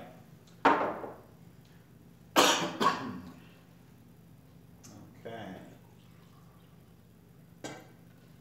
You know, with all this crazy weather, you want to be careful as you're taking the exam. Make sure you don't fall sick, because it's really cold these days. Right? You don't want to go take the PMP exams feeling sick. Fruits and veg and stuff. All right. So I just got over a cold, so try not to cough and cough. But anyway, it says the responsible individual will be identified in the project management plan or by organizational procedures. When required, the perform integrated change control process includes a change control board, CCB, which is a formally chartered group responsible for reviewing, evaluating, basically everything they mentioned before, or rejecting changes to the project, and for recording and communicating such decisions. Did you see the closing line there? That closing line could serve people some questions that would it would kill them on the exam if they hadn't read the PMBOK guide. If they said, who is responsible for communicating a decision, and you had a bunch of names, and one of the names was CCB, if you hadn't read that, it could have been tough. Oh, there goes the Wi-Fi again. Are we back on? Okay, I think it's still on. So it says in the closing line, it says that the CCB is responsible for doing all that stuff, and then it says, and for recording and communicating such decisions. They're talking about approving, deferring, rejecting. So if the PM is part of the CCB, then of course the PM will be doing that. But if the PM is not, it could be the CCB without the PM. Food for thought. It says approved change requests can require new or revised cost estimates, activity sequences, schedule dates, blah, blah, blah. All the other bits and pieces, you pretty much know that from the 5th edition. But I thought I should let you know that in a lot of instances, the change control board does not exist in a firm, okay? Now on the PMP exam, because it's a regular staple, you probably will expect to find a couple of mentions of that, but I wouldn't lose sleep over, oh, I didn't see CCB mentioned on the exam, all right? Thank you, JR. JR dropped some knowledge here. It says CCB or responsible entity needs to be predefined in a case-by-case basis. It depends on the project. The question should give enough hints about the scenario for the right answer. You're absolutely right. That's true. So the question will give you enough information to decide, is it a CCB, is it a PM? All right? So going back here, I said send a change request to CCB or the recognized authority. That is very important. Carefully, all right? I'm going to erase this and I'm going to write some more stuff. So after you have sent the change request to the CCB, the next step is to have the CCB debate, discuss, and analyze. Basically do what we just read in the PMBOK guide, all right? So step 5 is now going to be the change control board. The CCB analyzes the change request and either approves or rejects or puts into on hold status or pending. Now there's a very important step that I should have mentioned, and I'm doing this off the cuff, but this is nonetheless a very important step. This is where the project manager begins to flesh out the change log. So that should have actually come in one of the first steps. You get a verbal change request, you ask for it in formal writing, you put it in the change log. Very important. Okay, I actually have a formal list of what you should do, but that is definitely one of the first things. So step 6 is now going back to that change log, and I'll just say update the change log. You want to update the change log because your change log, let me ask you guys, my PMP champions, can you tell me the change log, what do you do with it? It becomes an input to what? Chat into me. Change request log, change log rather, becomes an input to what? First person who chats it in is getting an MP3 download for free from me. First person who chats in the right answer. Change log is an input to. Where do we put the change log in? it goes into a very important process. First person who chats it in gets an MP3 download of PMP Exam Bootcamp.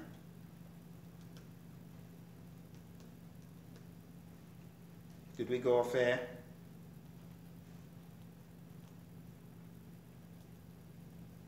Oh, I think we went off air for a bit. So I'll say it again. First person who chats in, where does the changelog go as an input? Input. I will be sending you a 6-hour download of PMP Exam Bootcamp. First person to chat in. Go in once. Go in twice. Should I tell you the answer? Let me read what JR has chatted in the meantime. I think there's a little lag. JR says, JR got the answer as well. So JR, shoot me your email address by sending an email to our info@praizion.com email. It's also there on our website, you can get it, but congrats, good job. So JR says CCB or responsible entity needs to be predefined. Oh yeah, I've read that. And then JR says in construction, the problem for the executor, the contractor, is the late response of requests for information. Yeah. Construction industry should have a better project management education. Yeah, it's a mess with so many stakeholders. One of the problems is a lot of people don't know about where to get this good information from, or training or exposure. There it goes again. Bad internet connection. It's gone weird. It's gone weird. It's gone weird. Okay, I think I'm back. All right. So, JR, have you heard of the organization called CII? Construction Industry Institute. Have you heard of CII? CII is definitely a great resource for construction project management. They got a powerhouse of people, both from academia and real world, that do a great job with that. JR, your boss is watching this right now. Your boss knows it's you, JR. Funny. Okay, so anyway, Construction Industry Institute, very, very good organization.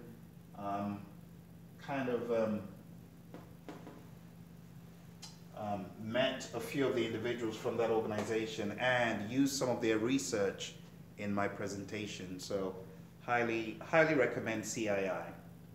But anyway, that was a good contribution, JR, and thank you for the answer. So JR chatted in the answer, it's managed stakeholder engagement. That's why the changelog, right, needs to be updated so that we can communicate with our stakeholders what exactly the status is. So 7 will be to advise stakeholders.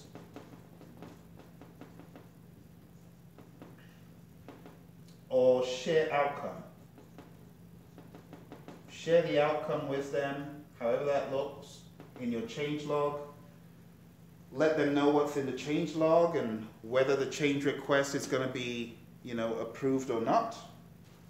Whether it has been approved, whether it's on hold, likely to be approved, not likely to be approved, whatever.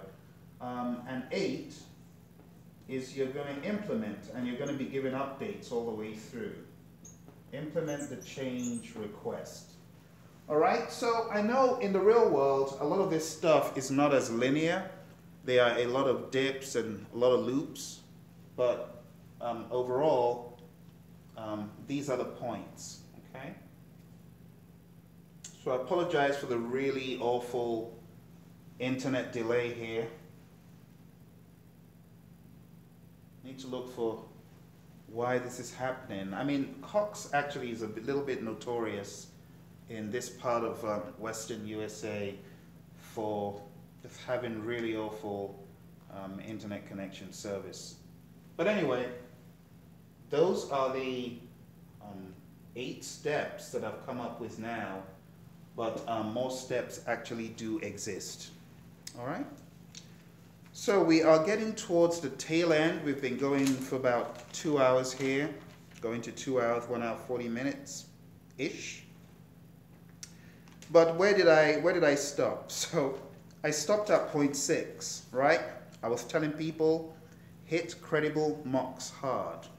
So if you do not hit credible mocks, mocks that have historical information that tell you, hey, if you got this, or you got within this range, you are in the safe zone.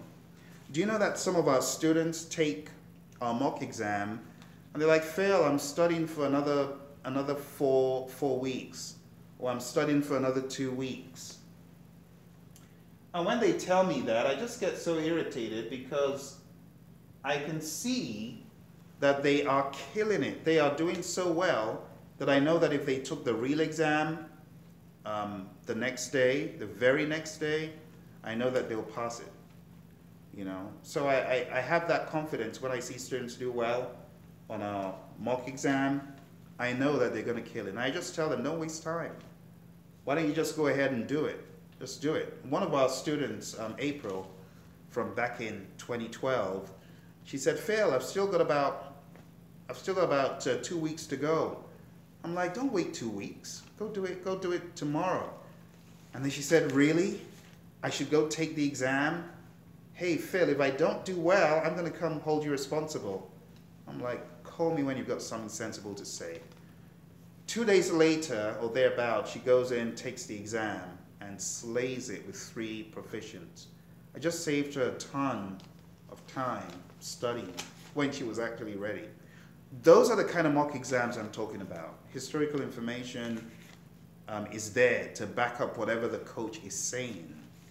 So if you guys do not have a coach, you do not have an oracle who is feeding you on the latest and the greatest, motivating you, encouraging you, you need to hit subscribe.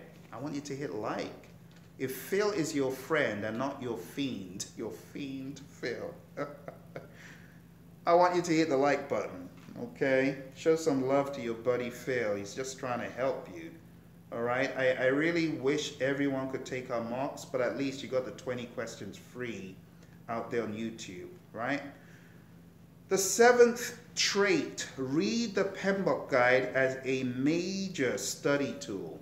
I'm not saying read it from front to back like a zombie. Thank you, folks. I see those likes. I'm not saying read the PMBOK guide like a zombie, but what I'm saying is read the PMBOK guide in a sensible fashion. Use it as a research tool, highlight it, mark it up. I always do this whenever I come with my PMBOK guide because I know a lot of people have not done this. And I want to send a message to people. I've read the PMBOK guide probably 8 times, and I'm talking about different PMBOK guides, and I've read every single bit of it. But that's what happens to my PMBOK guide, folks. It gets marked up. I don't care. It's just paper, right? And if I don't mark it up, what good is it going to be? My 5th edition PMBOK guide. What good is it going to be in the next 3 months? I've got this. So what use is it? You got to mark up that bad boy. You got to plaster Post-its on it. You got to research. I talked about Danny. My goodness. Danny was a feverish highlighter. He would highlight every single bit that was relevant. He would ask questions. He would be flipping the pages over like hungrily, desperately, looking for that place that Phil referred to. So it was a no-brainer when he aced the exam, when he killed it, when he slayed it. And he was the first out of the gate. So you have to use this thing as a major study tool. What's up, K-Kid? K-Kid? So good to see you. Question, Saturday online discussion will be during the same time as today. It is likely, K-Kid, to be. So I'm kind of biased because this is meant to have been for EMEA folks, people in Europe, Middle East, Asia, and those night owls on the East Coast like you. Well, I'm glad that you woke up. JR, thank you. I'm really just so impressed at your doggedness and determination. So, hey, this is for you. So if you've got any more questions, ask. K-Kid, if you've got questions, ask. You know, just chat them in. The whole purpose of this is not, you know, I know I've got a little script here to talk about, you know, I'm talking about the top 10 things that my PMP performers, top PMP performers do. People who get 4 proficients or 4 above targets, 5 above targets. That's really what I'm sharing. So if you've got any questions, don't hesitate. Shoot them to me. I want to answer them for you. So anyway, I said read the PMBOK guide, use it as a major study tool, piece it apart. You need to become a PMBOK professor, where you take a look at the wall of text in the PMBOK guide and you just whittle it down. You whittle it down to like a tiny little stack, tiny little stack. You got this, you whittle it down to this. Where do you put that information? Oh dear, I think I'm gonna have to show you something else. Give me a second here. I have to show you what happens to the PMBOK guide. You want to take a drink of water? I need to show you what happens to PMBOK guide when I deal with it. Give me a second here.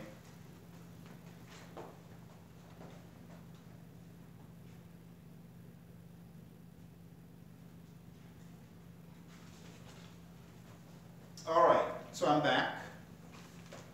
So this is what really happens to the PMBOK guide. When I descend on it, I take like 10 pages, 20 pages. It gets put into this, into these. You see, these are my notes, right, on the PMBOK guide. You see what I'm saying? This is probably about 50 pages right here, 50 pages right here, 50 pages of PMBOK. You see, images like this. You see, I take the PMBOK guide and I convert it into cents, you know.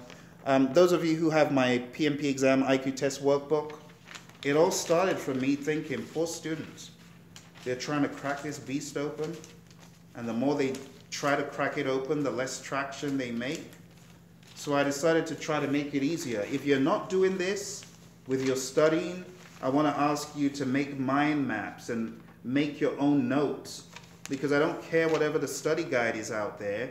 No one can do you like you can do you. No one can like teach you the way you can teach yourself if you hunker down and really find out what it's all about, right?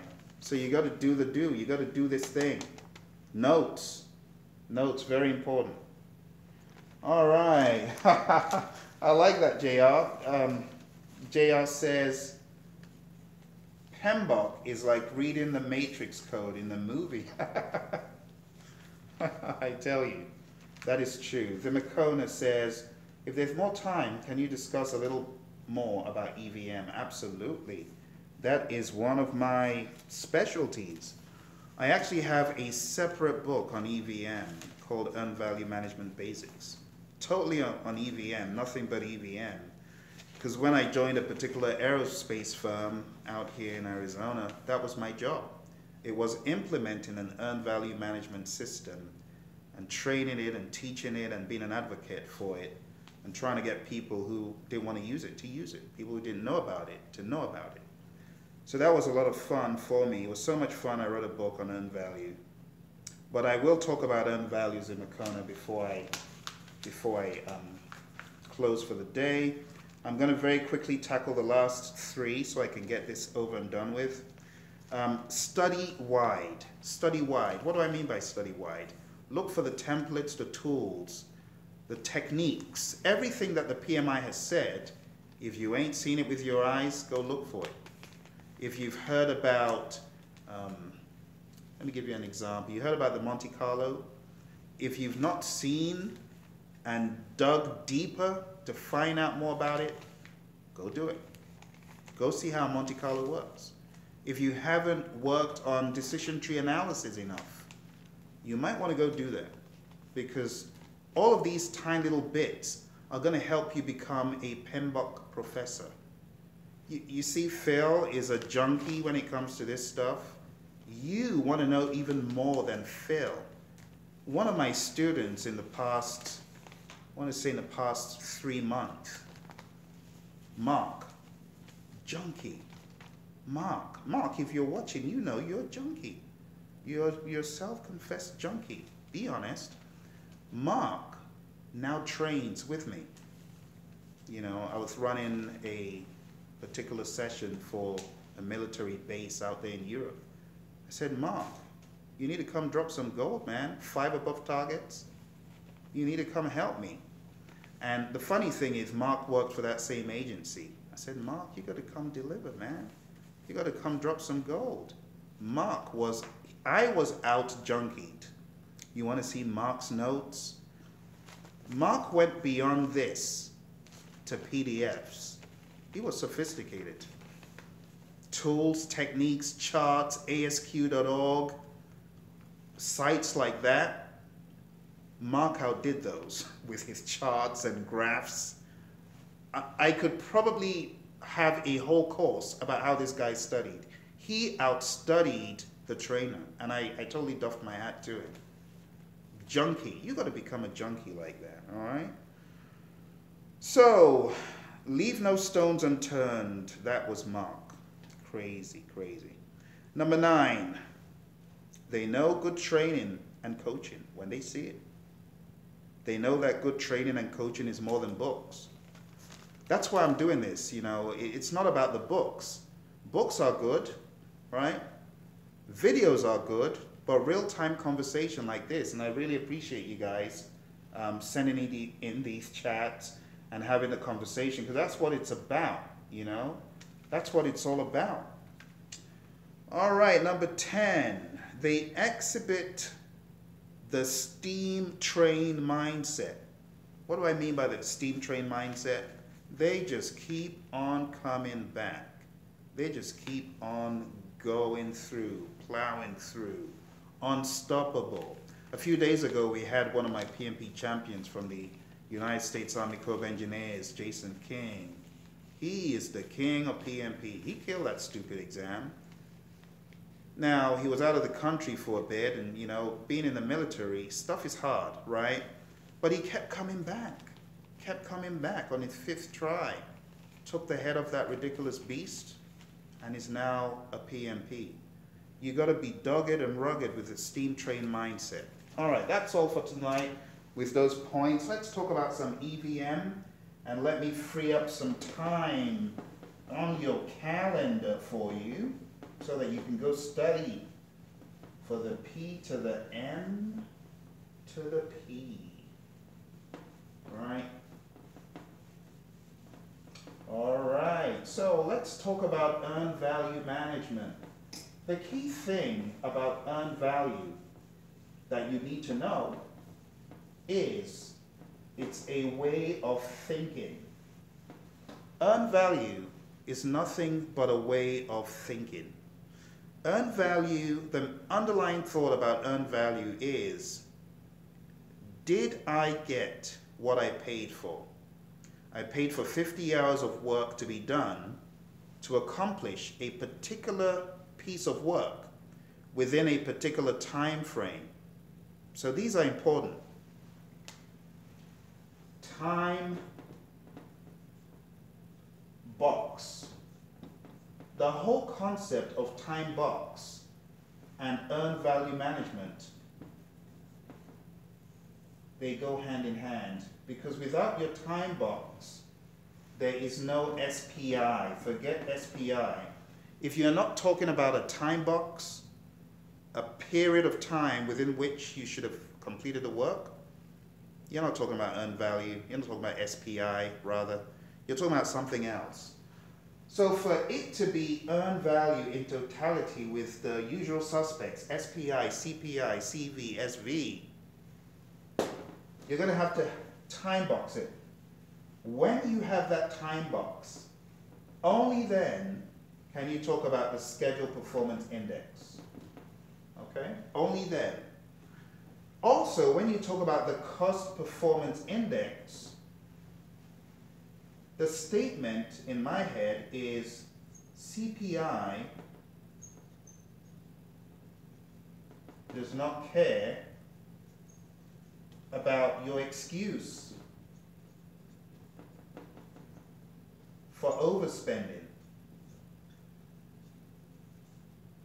CPI does not care. If you overspent, it's going to show up, okay?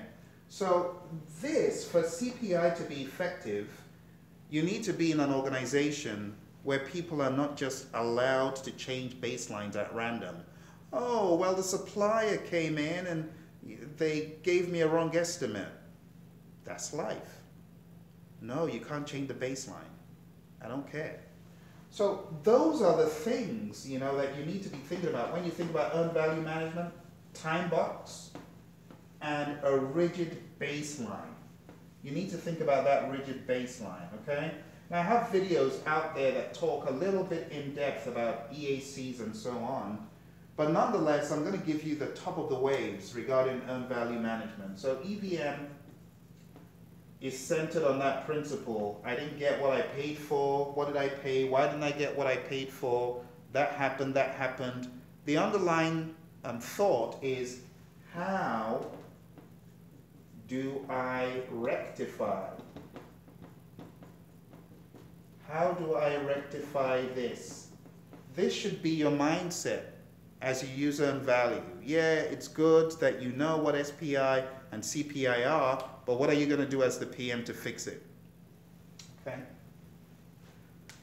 The 4 metrics: schedule performance index, schedule variance, cost performance index, and cost variance. You already know the formulas for this, lots of you out there. You know that earned value is king.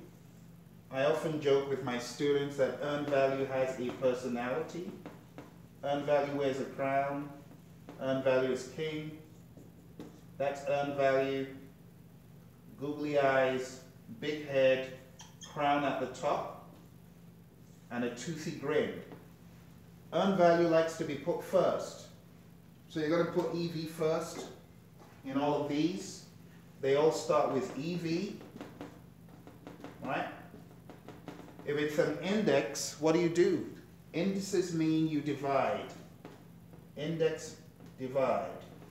If it's a variance, you subtract. If it has the word schedule in it, remember I said the schedule performance index has to be time boxed. It's a time boxed thing. So when you see the word schedule, think about the word plan. The schedule is the plan value. I often say the plan is the schedule. And where you have C for cost, you got actual cost. All right, so those are your 4 core metrics. You already know about these metrics. This is really just to, you know, give you a quick refresh. But earned value always comes first. As you get ready for the exam, you should be able to very quickly compute things such as you've got EV and PV as the same. If EV and PV are the same, what does it mean? If EV equals PV, or if EV is greater than PV, or if EV is less than PV. For example, what do all those mean? If EV is less than PV, we are behind schedule. So you need to know what this means in plain terms. EV equals to PV, we're on schedule. EV greater than PV, we're ahead of schedule. The same thing for the EV greater than AC, EV less than AC, and EV is equal to AC. What do those mean? So you have to know what these mean in plain terms so that when you see it on the exam, you're not going to think for a second. EV equals to AC. We are right on target. EV is less than AC. We've spent more money than the work we actually accomplished. We accomplished this piece of work, but we spent more. That's not good. EV greater than AC. We got more done for the money we put in. We put in $5, we got $7 worth of work out of it. So that's how you need to strip earned value down and just think about it in plain terms. All right. So, thank you, JR. Appreciate your kind comments. Thank you, Kate Kidd. All right, so let's talk a little bit more in depth about earned value, because I don't want to go off and give you stuff that you don't need. But earned value, I mean, the questions you find on the exam, they could come in a very simplistic form. They could be like, your project manager on a project, your earned value last month was this, your earned value this month is this, blah, blah, blah. What does it mean? Maybe there's a trend. So you do need to observe trends when using earned value from time to time. You could have these graphs and charts. One of the most common ones is a plot of EV, PV, and AC. So we got one that will plot, of course this is cost going up that way, and time going that way, right? Days, weeks, months, time periods. So you could have, let's say, time period 1, 2, 3, 4, 5, and 6. And they usually give you 3 lines, 3 curves like this.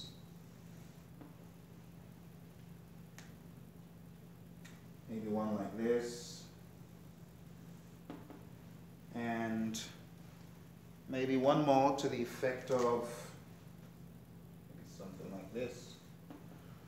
So they could ask you, based on the fact that the red line is PV, the green line is AC, and the black line, let's just say, is earned value itself.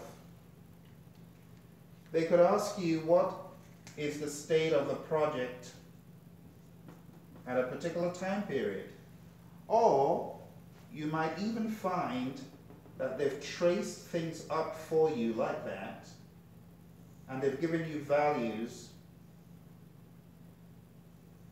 For example, X, Y, and Z for all of these.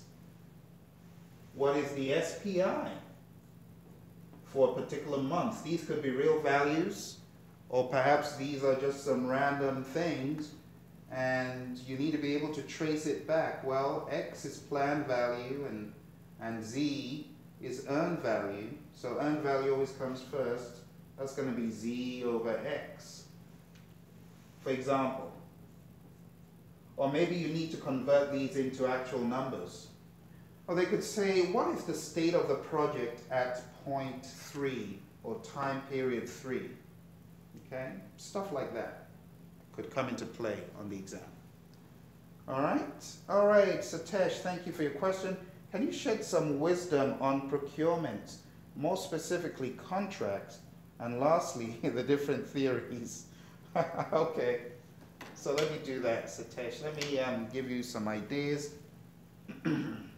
Zimakona, I don't want to go off on a tangent by talking about earned value all night, so I kind of will stop here for now, but I'll say go check out my videos where I go into a lot more detail on EAC and stuff like that. I think with this base knowledge, you should be fine. You know, the buzz on social media about earned value is that earned value does not come in explicit formulas like people think. You know those EACs that people spend hours on? A lot of people have on social media declared, what a waste of my time trying to get all those formulas, even though those formulas aren't bad, and you could be one or two of the people that actually get those, but anyway, you get the picture. So regarding procurement, I think it's frozen again. It's gone weird.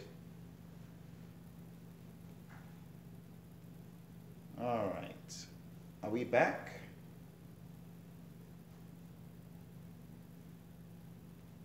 Okay, I think it's back now. Really, really poor quality. But anyway, regarding procurement, my take on it is to read every single process of procurement really, really well. Now, in procurements, there are some subtleties that if you're not reading it with a fine-tooth comb or microscope, you're going to miss out on the details. You know, for example, a lot of people think, oh, planned procurement management, that's where we do advertising. That's where we send out the RFPs, the RFQs, the RFIs. No, it's not. That is where you prepare the RFQs and RFPs and RFIs, but where you actually advertise them, broadcast into the world, hey, we've got an RFP. It's actually in conduct procurements. So you're going to have to read very carefully. And as you read carefully, it's going to make a lot more sense. Oh, that's where I do that. That's where I do that. So you want to watch out for those subtleties, okay? I would also advise that you watch my summaries. I've got my procurement summary out there. I put out, I think, last week, and that will give you some clarity on the different steps of procurements. I actually go through that a little bit. Regarding contracts, you have to know that the fixed price contract is always the preferred contract type for the buyer. The buyer always wants to do FP, firm fixed price actually, because they have the least risk. Think about it. Fixed price, firm fixed price, I mean, which is under fixed price. So FFP, FP, IF, fixed price incentive fee, and fixed price with economic price adjustment. Excuse me.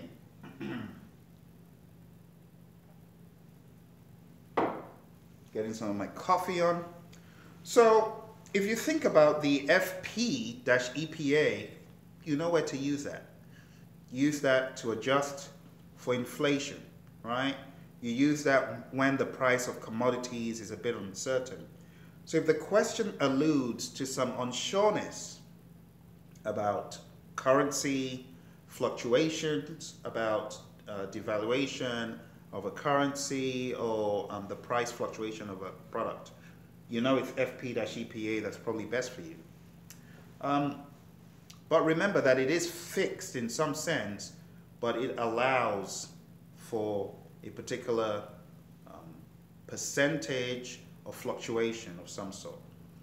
When it comes to FPIF, you do that to give the seller a boost where you need to incentivize them to get something done probably quicker than normal, or maybe to a higher quality standard than normal.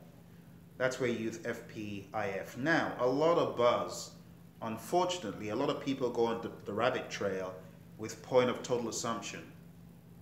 I can't overstate what a waste of time that probably is for you. You know, if you're not practicing contracts in the real world and using, who even uses PTA, FPIF and PTA?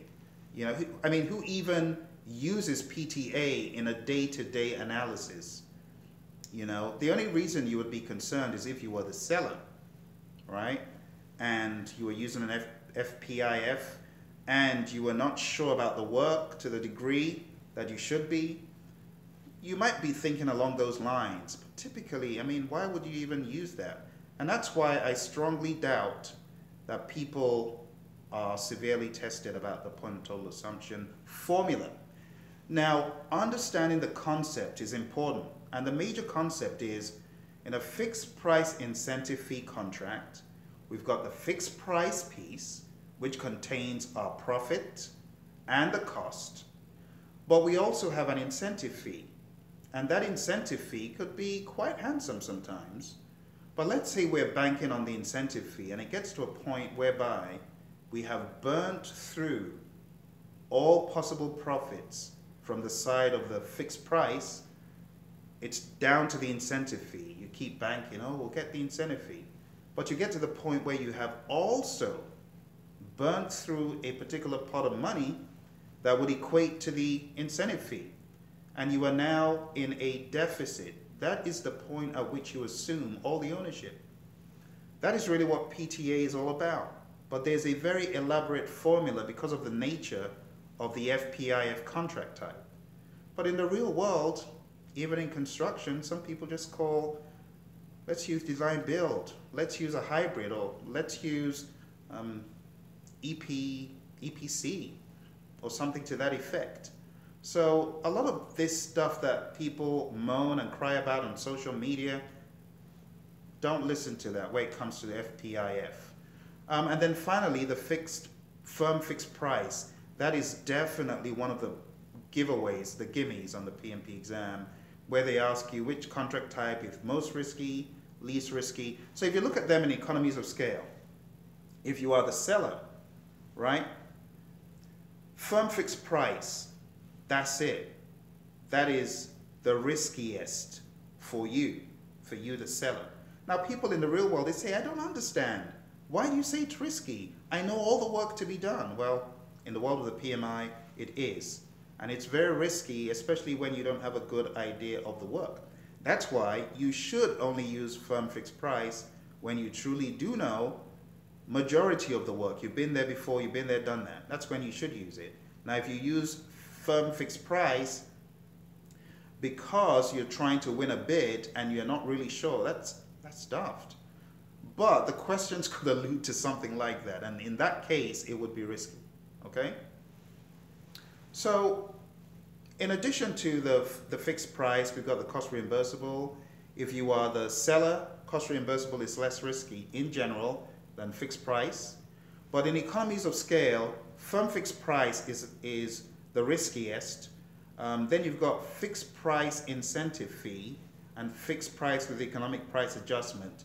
The FP EPA, if you look at that and compare it in general, I'm saying, with the FPIF, because of the incentive fee and the uncertainty of actually meeting that, the FP-EPA, if it is well structured, may be less risky for you. And it really depends. Sometimes using FP-EPA doesn't make sense. So I wouldn't give you a cookie cutter prescription as you're going in for the PMP exam, but I'll just say understand what's at stake in each one. I think we got a question came in. Satish, saying that we should assume that we are the buyer for the exam unless stated otherwise, correct? That is largely correct, except stated otherwise, the entire procurement chapter is really you as the buyer, okay? Now the questions, PMI, they've got crazier things to do to you. So they're not going to keep you up in arms, am I the buyer, am I the seller? No, they've got worse stuff. So it will be very clear for you. Good point, Satish. So going on to the cost reimbursable type contracts, you've got the CPIF, cost plus incentive fee, you've got the cost plus award fee, and you've got the cost plus fixed fee. CPFF, least risky if you are the buyer, because the fixed fee, you already know what the fixed fee is, but where the CPIF is concerned, you really don't know, right? How well that seller is going to perform. And when it comes to the CPAF, there's also an award fee, you know, although you can call the shots. You can choose to be dubious and not give the award fee, but it really depends. So going back to your point again, Satish, I think without going too cookie cutter, you want to make sure you understand the nuts and bolts of each contract type. CPIF, oh, I've got my costs reimbursed. Ah, thank goodness, the seller says. And I also get the incentive fee. Woohoo! Cost plus fixed fee. I got my cost reimbursed and I get a fixed fee payment. This fixed fee payment is fixed. I know what it is, right? That's also something to be happy about as a seller. Incentive fee, there's a risk of you not meeting that, but fixed fee, you know what it is, all right? So if I am the seller, if I've got a cost plus fixed fee, I'm gonna be happy. Yeah, the fee's fixed. At least I know I get that. The incentive fee puts some element of doubt into the mix, all right? And then the cost reimbursable, cost CPAF, the cost plus with award fee, cost plus award fee. The award fee is not subject to appeals. It's based on very broad and subjective business criteria that's put into the contract. But still, if I am a seller and I don't get my award fee, that could make or break a lot for me, depending on who I am and what contract it is. So I would try to run away from the award fee type contracts. I'll put that last on my list, and I would go for the other two, preferably. All right, and last but not least, T&M. You just got to know the T&M, some of the features of the time and materials contract. You have to know that it is a hybrid. So if you're asked which contract type, which hybrid should be used, well, T&M is a hybrid of cost plus and fixed price. And then you also need to know how to control a time and materials contract. How do you control it? Use a not to exceed value. You specify what that NTE is. All right? So just read them carefully. To be honest with you, on my exam, when I took it, it was quite clear cut. If you read the contract types very carefully in your PMBOK guide, you highlight them, you break them apart, you'll do well. You'll do well in this area. So PMI isn't going to bring some funky stuff from outside. They're going to keep it, 100 with the PMBOK guide for the most part. Where the PMI does push people to the limit on the exam is in the scenarios.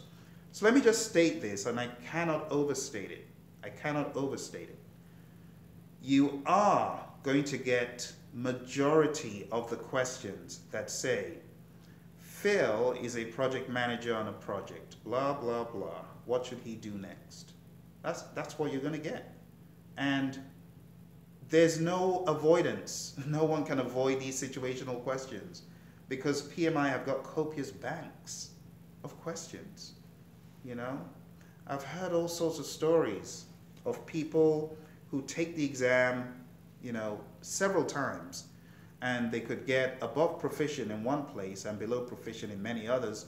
They take the exam again where they got above proficient, above target. They are now getting on target or below target, In fact, I drew out a chart of a particular student who got various scores across many attempts.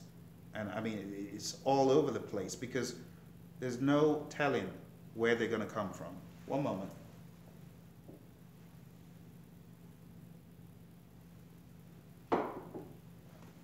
All right. So, folks, is there anything else that you would like me to touch on before I call it a night or a day? Wherever you are in the world, K-Kid, are you still on? I'm not sure if you're still on. I'm not sure if these disconnects have been throwing some folks off in the process. I apologize if they have. Let's see, are there any other questions that I missed?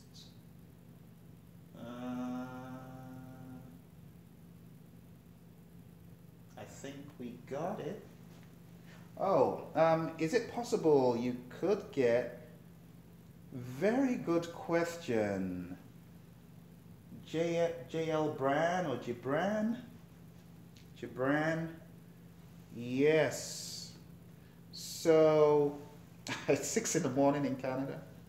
Cool. You got to wake up. Early bird catches the worm. A lot of people are still in the comfort of their bed. They don't even know Phil's here dropping gold. They're going to wake up and see that I've dropped a 2-hour video, 2.5-hour video, trying to mentor and help and coach my friends out there. Oh, Gibran. Gotcha.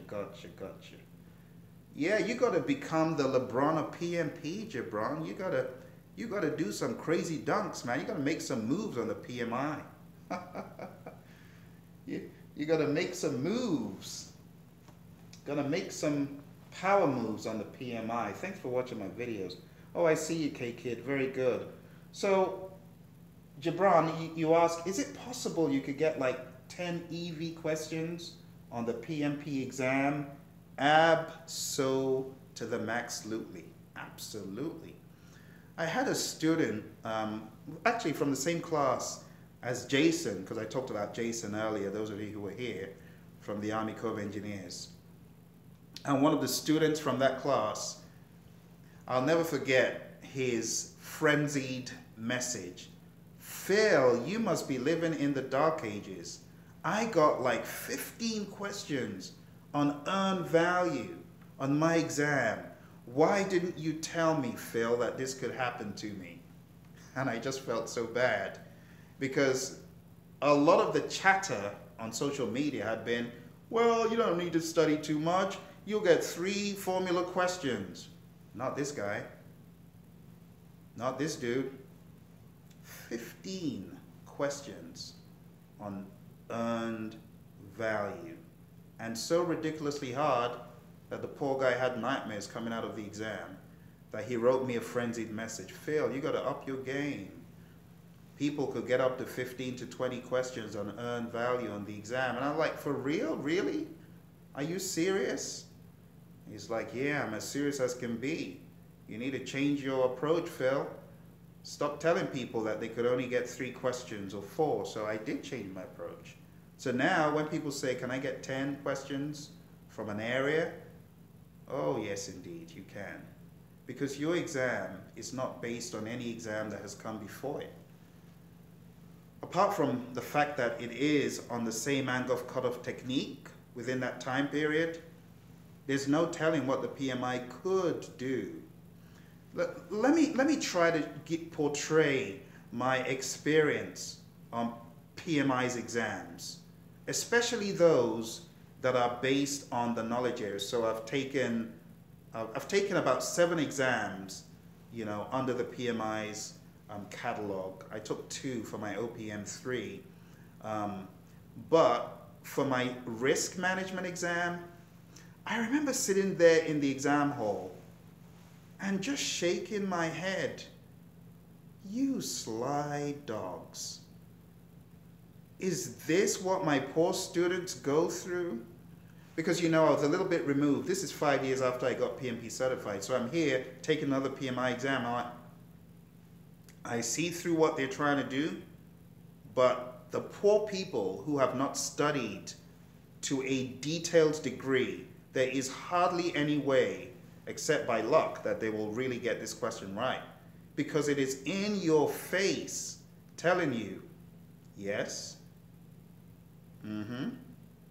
what are you going to do about it? I said it.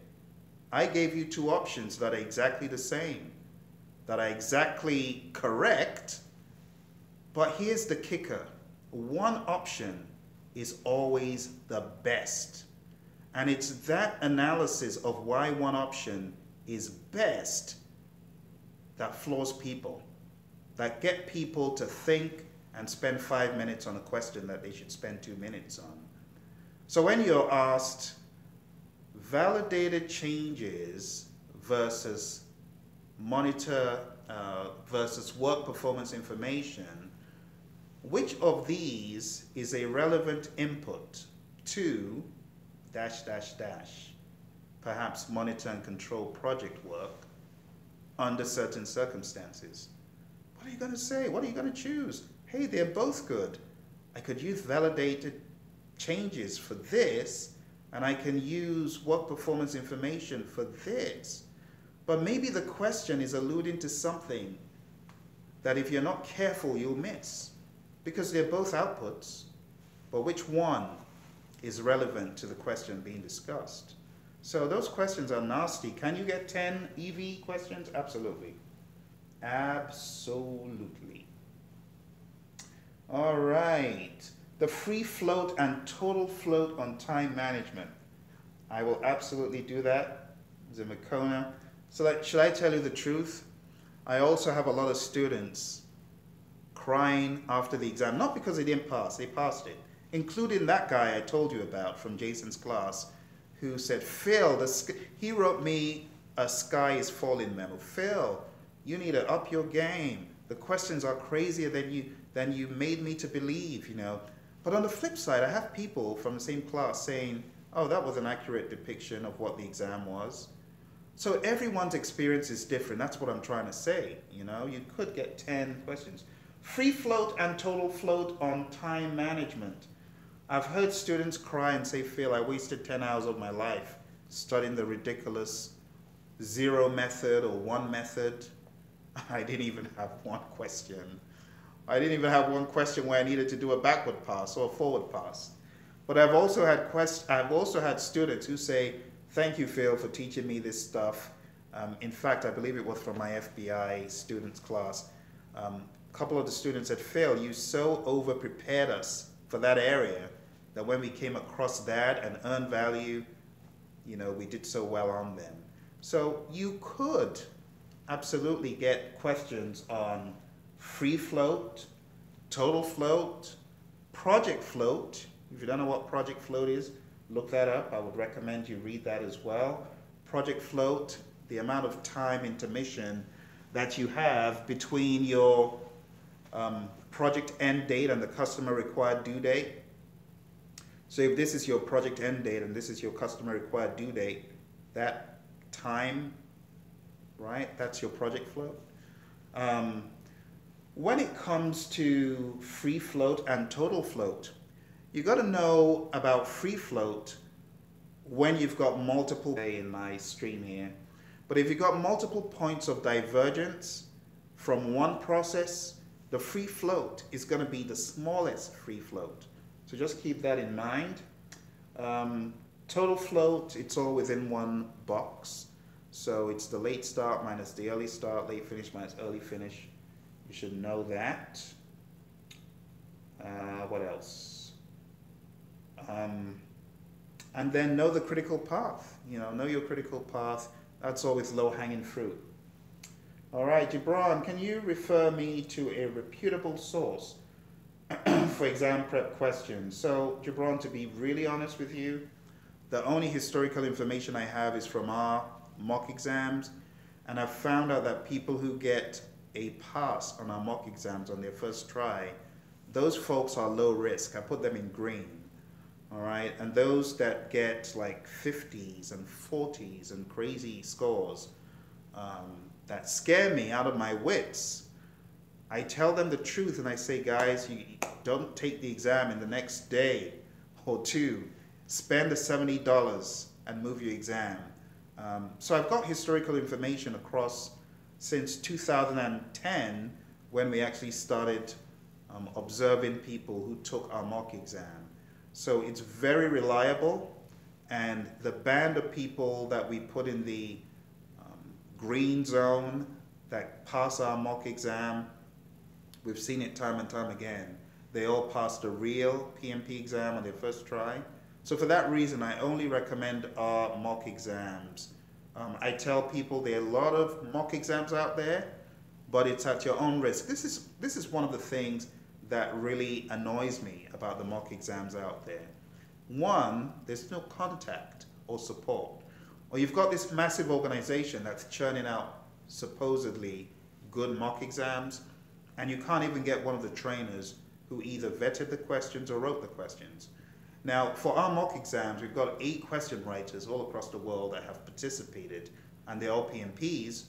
But if you needed an explanation, you're always going to be able to get some explanation about this is why this is the right answer. Like you needed additional information on top of what you have, you're never going to be left high and dry. The answer is A, end of story. No, that's not how we do business. We want to make sure that our students truly understand the rationale, because that's where the gold is. It's not in getting, 80%. It's in the ones that you missed for you to close the gaps and to really understand why did I get them wrong. And that's why, unfortunately, I can't recommend any of those, because I know there's a lot of stuff out there, a lot of free stuff, but I don't know about their historical information. What I can do is judge from the number of people who from social media have contacted me, and I've developed some really interesting relationships with PMPs, now PMPs over the years. A lot of people have reached out. Oh, I'm frozen. I can see I'm frozen. Let me wait for it to come back. I'm frozen again. Frozen again. Am I back? Okay. It seems like I'm back. It seems like YouTube has a way around this, kind of freezes it up and buffers it. I don't know.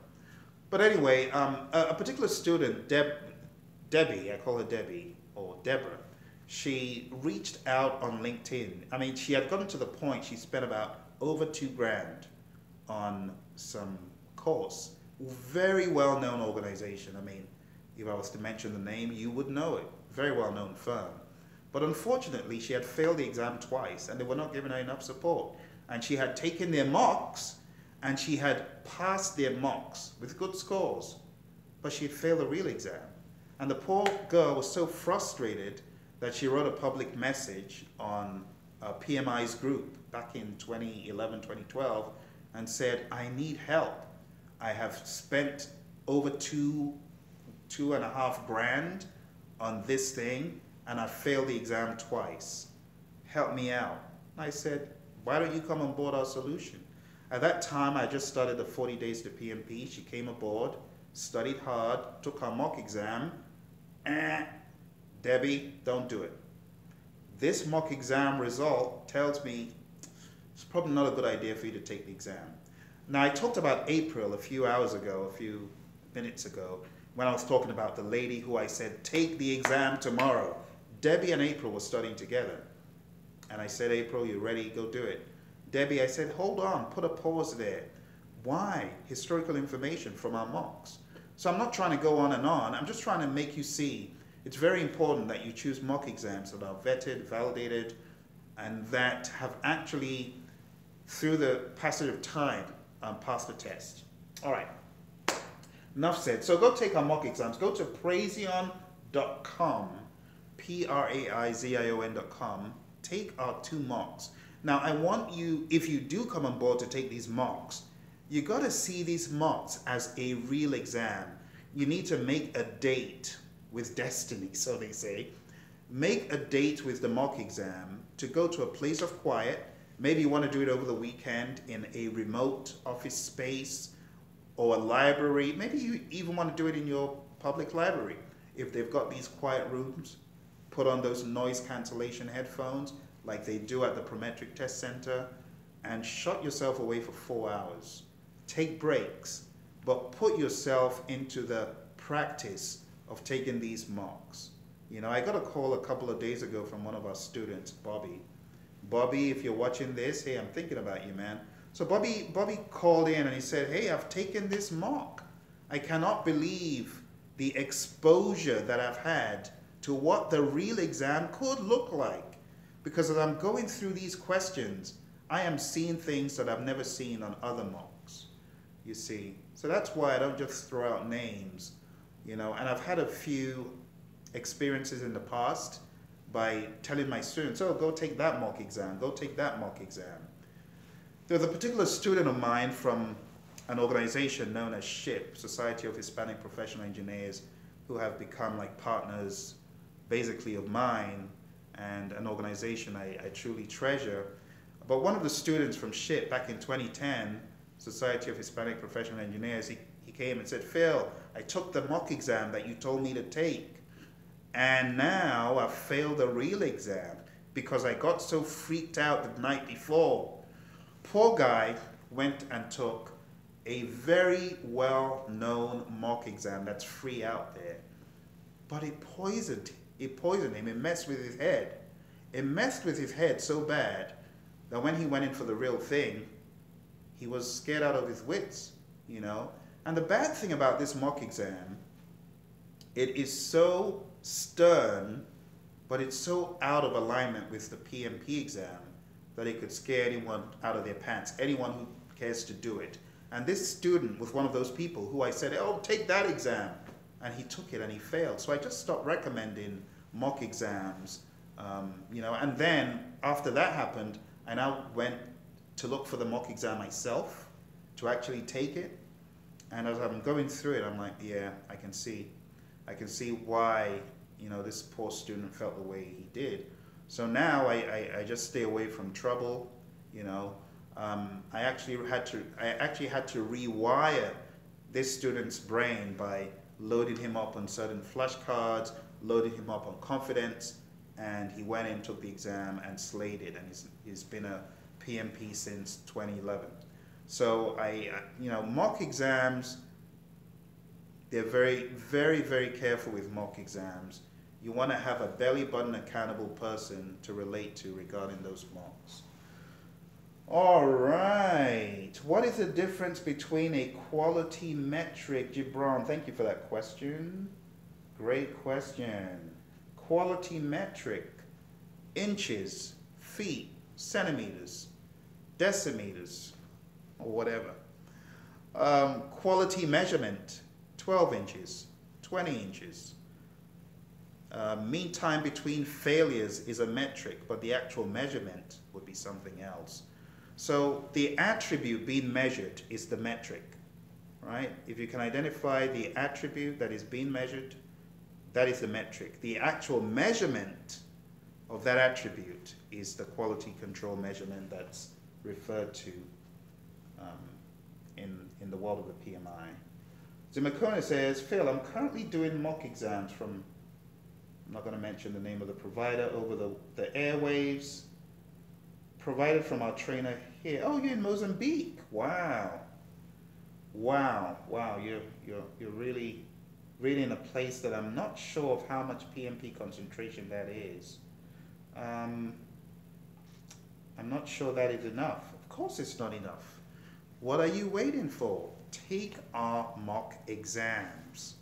They're on Praizion.com, and they will kick you out of your seat so far that you'll be happy. By the time it does it to you, you say, thank you, Phil, because now I know how crazy these people can be on the real exam, you know? So I would say go to Praizion.com. Have you taken my free 20 questions, Dimakona? Have you taken my free 20 questions that are out there on YouTube, and my earn value apocalypse that's also free? Those are out there. So if you go to Google, oh good, how did you do on those? If you want more of that stuff, Praizion.com. Did you pass it? If you passed it, then I would say more power to you. You've definitely been doing some good studying. If you pass those two on your first try, it's a great sign. It's a great sign. I had a student of ours from a place called Spotsylvania County, Virginia, John, who took that 20-question test, and he actually holds the record. He got a 90. I'm like, John, you're a beast. You're going to kill the real thing. Went in, took the real exam, 4 above targets, 4. Killed the thing. And he got a 90 in that 20-question test. So if you pass that 20-question test on your first try, it's also a very good gauge. Another student who actually has done a webinar for us, he took that 20-question mock exam, he got 8 out of 20 right. He was so scared out of his wits, powered up, tooled up, killed it. Killed it. Yeah, you got to work hard. Zimakona, what I would say, seriously, if you took our 20-question mock exam and you're like, my goodness, what on earth is this? You probably want to take our full-blown 200-question tests. All right. Are there any other questions before we call it a day or a morning or a night? All right, I'm gonna guess that there are probably no more questions. So I want to say a huge thank you to you guys for, you know, taking time out of your sleep. JR, K-Kid, you know, my friends out of Canada, Mozambique, United Arab Emirates. V9 Sands, good to see you're still on. Yeah, you know, I'm a junkie. I'm a junkie for this stuff, you know? Other people are like snoring, but this is I get pleasure out of training this stuff and out of helping people, because my exam experience was sick. It was so sick.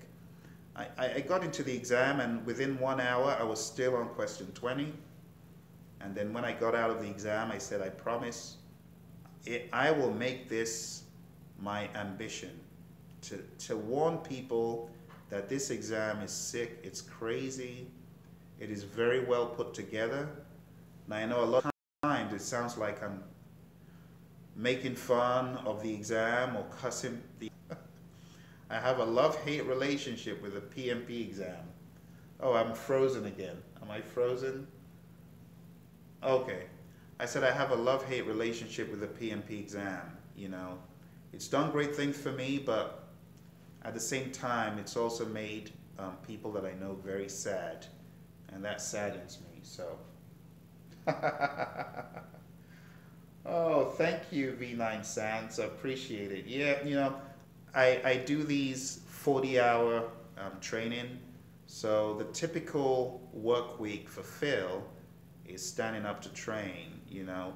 I have people who train with me, people who train alongside me, you know, but I truly love what I do. And even though other people could do the job, you know, better than Phil, I love sharing my experience on the exam, you know, with people. There are a lot of people out there who train this stuff, but I think probably a distinguishing factor is the passion and the drive. And that's because I know what it did to my career. Have you guys ever seen a 300% jump, you know, in a matter of months after getting certified? I've seen it. I've seen it. All right, Gibran, you got a question. What would be your best advice in terms of the approach I should take to study for the PMP exam? Great question. So let me ask you, Gibran, what are you currently doing now? How are you studying right now? How are you studying right now? I'll give you a few closing ideas. Few closing ideas before you go get some breakfast or lunch. What I would suggest to study, lock down your commitment. Lock down your commitment with a timetable. You need to lock down your commitment with a timetable. If you don't have a timetable, you're doing it wrong, right? You need a timetable for your schedule. You also need a calculated approach, a structured approach. Chapter by chapter or section by section. Okay? So, of course, I would selfishly say go to pmsucceed.com. But let me tell you why I don't promote other materials. I know it sounds very self-centered, but I don't promote other materials because I truly do not believe they're better than what we have at Praizion. You know, there are a lot of materials out there, but do they come with a level of support? How many coaches in PMP have you seen give you 3 hours of their time on a coaching conversation, answering questions? No commitment, no questions asked. You see, a lot of people aren't in this to see people succeed. They're in it because they have to do it, because it's a job, you see. But I really want you to succeed because I know if you can succeed and you can teach other people, just like it came back to me through Mary Hirschner, my mentor, who found me in a company in Arizona and said, hey Phil, I think you'll be a good candidate for the PMP exam. If all of us can help other people like that, people who truly want to get certified, how good would that be? That's what drives me. If Mary had not said, Phil, here are my books, here's my study guide, here is my PMBOK guide for you to study. Basically, she gave me her books and I got certified and I returned the books to her, you see? So anyway, if you guys can all get certified, the world will be a great place. Your companies will be very happy. So Gibran, what I would advise is for you to go to pmsucceed.com. On pmsucceed.com, let me show you, Gibran, if I can do this before we all hop off here. Seeing if I still got juice in this laptop. We actually have a very structured way of going through the content. And it's chapter quiz, chapter quiz, chapter quiz. You know, that is how we go through the content. We actually have a Microsoft project schedule for study. It's that serious to us. We have an itemized schedule. Let me bring it up, I'll show you. We got an itemized schedule for our PMP exam study program. And we recommend to our students, follow the program, stick to the days, do the quizzes. It's like layers of an onion, you know. Here we go. This right here, as you can see, is our schedule for studying, right? And if you're one of our students and you don't have this schedule, you need to have it. Maybe you've got it in Excel, maybe you don't use Project, but we do have a schedule for our students that helps them comb through the information.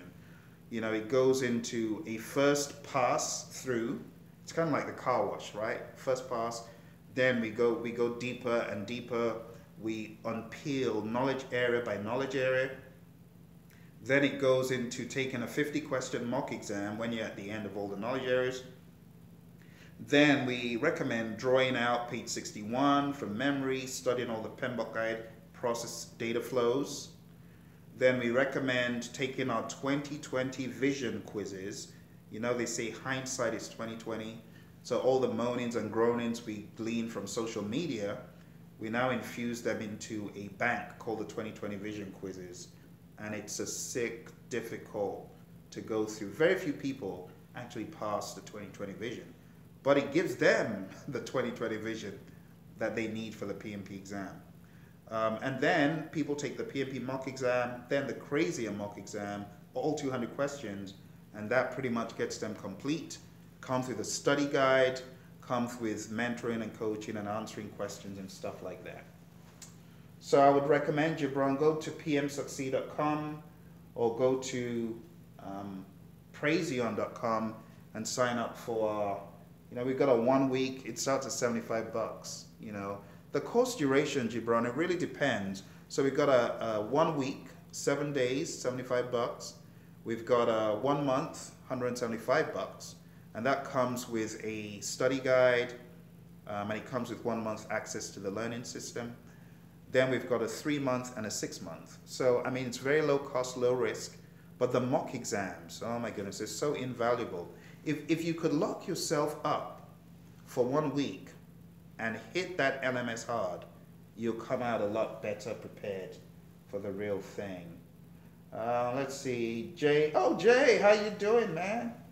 Good to see you.